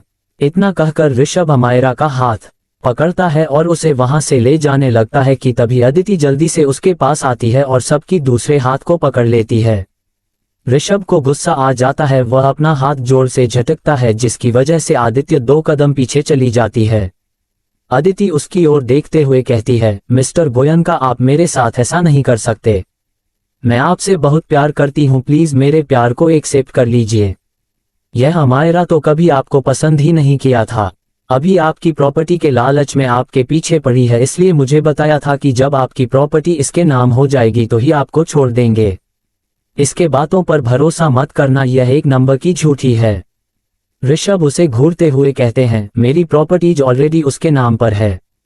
अगर उसे मुझे छोड़ना ही होता तो पहले ही छोड़ चुकी होती और तुम आज के बाद अपने शक्ल मत दिखाना, वरना तुम्हारी मोम की तरह तुम्हें भी जेल भिजवा दूंगा। वैसे भी तुम्हारी सोशल इमेज टू डाउन हो चुकी है। मैं नहीं चाहता कि तुम हमारे आगे पीछे घूमो और तुम्हारा नाम हमसे जुड़े। चलो अमायरा, इसे यही छोड़कर यह अपनी जिंदगी खुद ही जीने दो। इतना कहकर ऋषभ अमायरा का हाथ पकड़ता है और वहां से चला जाता है। उनके पीछे आदित्य और परी भी चले जाते हैं। अदिति दरवाजे की ओर बढ़ रही होती है कि तभी उसके सारे दोस्त दरवाजे के पास आकर उसे रोक देते हैं। अदिति डरते हुए उन सब की ओर देखने लगती है और कहती है, तुम लोग ये क्या कर रहे हो? मुझे जाने दो, क्या तुम्हें नहीं जानते कि मैं कौन हूँ? तारांकन। तभी उसकी एक दोस्त कहती है, हमें अच्छी तरह से पता है कि तुम कौन हो और तुम्हारी औकात क्या है। लोगों के साथ सोकर तुम इतनी फेमस हुई हो और हमें औकात दिखा रही हो। तुम्हें तो हम अभी बताते हैं। इतना कहकर वह लड़की परी को एक थप्पड़ मारती है। परी ने बड़ी मुश्किल से खुद को संभाला था कि एक दूसरी लड़की ने उसे थप्पड़ मार दिया। उसने खुद की संभालना ही था कि एक और लड़कियों से थप्पड़ मार देती है। ऐसे करके सारी लड़की अपने हाथ साफ करने लगती है। आखिर अदिति ने उन सबको इतने सालों तक उल्लू जब बनाया था और उनसे अपना काम निकलवाया था। वह सारी लड़कियां, आज सारी लड़कियों की बारी थी अपना काम निकलवाने की और वह बड़े ही आराम से अपना काम निकलवा रही थी। And last chapter, the and. अब आगे, अदिति की सोशल इमेज पूरी तरह से डैमेज हो चुकी थी और उसका भांडा भी अमायरा के सामने फूट चुका था। सारे लोग जो उसके साथ काम करने वाले थे उन्होंने उसे मुंह मोड़ लिया था और उसके सारे फैंस भी धीरे धीरे कम होने लगे थे। वहीं दूसरी तरफ आर्यन इस वक्त इस क्लब के रूम नंबर 22 में बैठा हुआ था, क्योंकि अमायरा ने उसे रूम नंबर 22 में आने के लिए कहा था। काफी देर हो चुकी थी लेकिन अब तक अमायरा नहीं आई थी। उसने अपना फोन देखा तो ऑलमोस्ट 11 बजे बजने वाले थे। आर्यन को लगा कि कुछ गड़बड़ है। वह अपने फोन उठाकर अमायरा को कॉल करता है लेकिन वह आंसर नहीं देती। आखिर वह ऋषभ के साथ बाहर को थी कि तभी उसे कमरे का दरवाजा नॉक होता है। आर्यन को ऐसा लगता है जैसे अमायरा और अदिति आ चुके होंगे, इसलिए वह एक्साइटेड हो जाता है कि अगले ही पल पुलिस और कुछ कांस्टेबल्स कुछ कमरे के अंदर आते हैं। उन्हें देखकर आर्यन हैरान रह जाता है। वह अपनी जगह से खड़ा हो जाता है और गुस्से से कहता है, यह क्या बदतमीजी है? आप लोग कौन हैं और यहाँ क्यों आए हैं? जिस पर इंस्पेक्टर कहता है, मिस्टर आर्यन, हमारे पास आपके खिलाफ एक अरेस्ट वारंट है, गिरफ्तार कर लो इन्हें। इतना कहकर वह इंस्पेक्टर कांस्टेबल की ओर इशारा करने लगता है लेकिन आयरन गुस्से से चिल्लाकर कहता है, मुझे गिरफ्तार करने आए हो? जानते भी हो किसके सामने खड़े हो और मैंने ऐसा क्या किया है जिसकी वजह से तुम मुझे यहाँ गिरफ्तार करने आए हो? निकलो यहाँ से वरना तुम्हारा ट्रांसफर करवा दूंगा।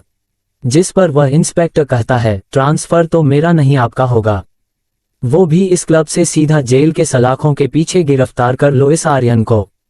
आर्यन एक बार फिर से चिल्ला कर कहता है, अगर तुमने मुझे हाथ लगाने की भी कोशिश की तो अभी के अभी तुम्हारे बदन से यह वर्दी उतरवा दूंगा। इसी का तो रौब दिख रहे हो तुम, उसके बाद ना यह वर्दी रहेगी और ना तुम्हारा ये धर्मर्थ समझ में आया तुम्हें। जिस पर इंस्पेक्टर कहता है, मेरी वर्दी उतरवाने से पहले अपने आप को देख लीजिए मिस्टर आर्यन। शायद आपको पता नहीं है लेकिन आपका पूरा फ्रॉड सामने आ चुका है। मिस्टर जोसेफ पहले ही अरेस्ट हो चुके हैं और अब आपकी बारी है। अगर आप हमारे साथ कोऑपरेट करेंगे तो हमें तो आपको कोई परेशानी नहीं होगी, वरना हमें जबरदस्ती ही करनी पड़ेगी। आर्यन हैरानी से कहता है, क्या मिस्टर जोसेफ गिरफ्तार हो चुके हैं?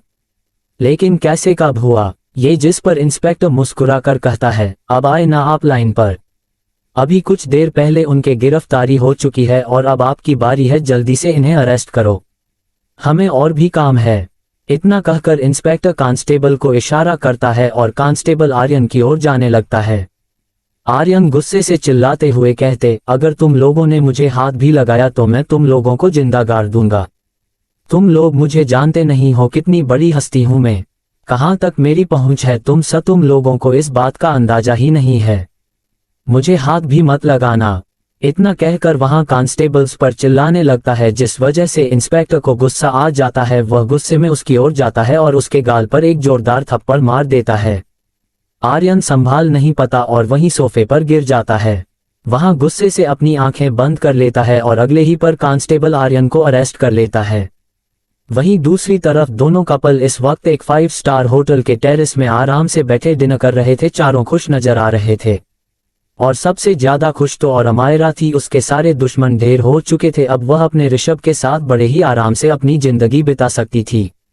तभी उसकी नजर परी और आदित्य पर जाती है, जिसे देखकर वह कहती है, तुम दोनों ने सोचा है तुम कब शादी करोगी? मुझे तो बहुत जल्दी है परी की शादी की, मैं भी किसी नॉर्मल लड़की की तरह एंजॉय करना चाहती हूँ। जिस पर परी कहती है, नॉर्मल लड़की की तरह? अमायरा, तुम्हें सच में लगता है तुम किसी नॉर्मल लड़की की तरह बिहेव कर सकती हो? अमायरा अपनी आंखें रोल करते हुए कहती है, क्यों नहीं कर सकती? मैं भी के नॉर्मल लड़कियों की तरह बिहेव कर सकती हूँ, खुश रह सकती हूँ, और वैसे भी अब मेरी जिंदगी तो नॉर्मल हो ही चुकी है। मुझे बस तुम्हारी शादी में डांस करना है, वह भी ऋषभ के साथ। उसके ऐसा कहते ही आदित्य और ऋषभ जो एक साथ ड्रिंक कर रहे होते हैं अचानक से खांसने लगते हैं।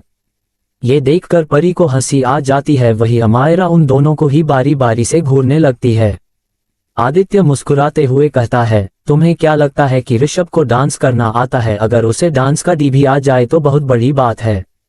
उसे तो सही से डांस फ्लो पर खड़ा होना भी नहीं आता है। अमायरा ऋषभ की ओर देखकर कहती है, क्या आपको डांस नहीं आता?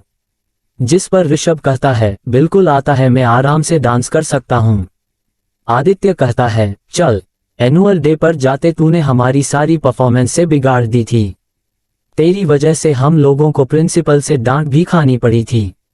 भाई तू रहने दे, हमारी शादी में डांस मत करना, क्या पता डैड को ये देखकर ही हार्ट अटैक की आ जाए, कहीं लोग भाग न जाए हमारी शादी से एक्स। जिस पर ऋषभ कहता है, तुझसे बेहतर ही डांस कर लेता हूँ, हमारे डांस टीम का लीडर तू था, इस वजह से ही हम लास्ट आए थे। लास्ट क्या, हमें तो डिस्क्वालीफाई कर दिया गया था, लेकिन इस बार मेरी प्यारी वाइफ मुझे डांस सिखाएगा, तुम देख लेना, तुम्हारी शादी में सबसे ज्यादा मैं ही डांस करूंगा।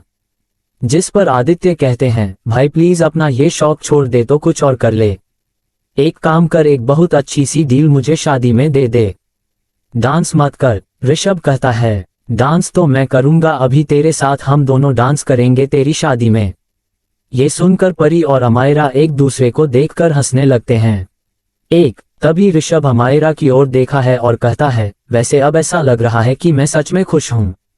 मेरे पास वह है जो मैं हमेशा से चाहता था, इससे बढ़कर मुझे कुछ भी नहीं चाहिए। इतना कहकर वह अमायरा का हाथ पकड़ लेता है। वही अमायरा भी उसकी ओर मुस्कुराकर देखने लगती है। इधर परी और आदित्य उन दोनों को देखकर मुस्कुराने लगते हैं। The end. Thank you of the end.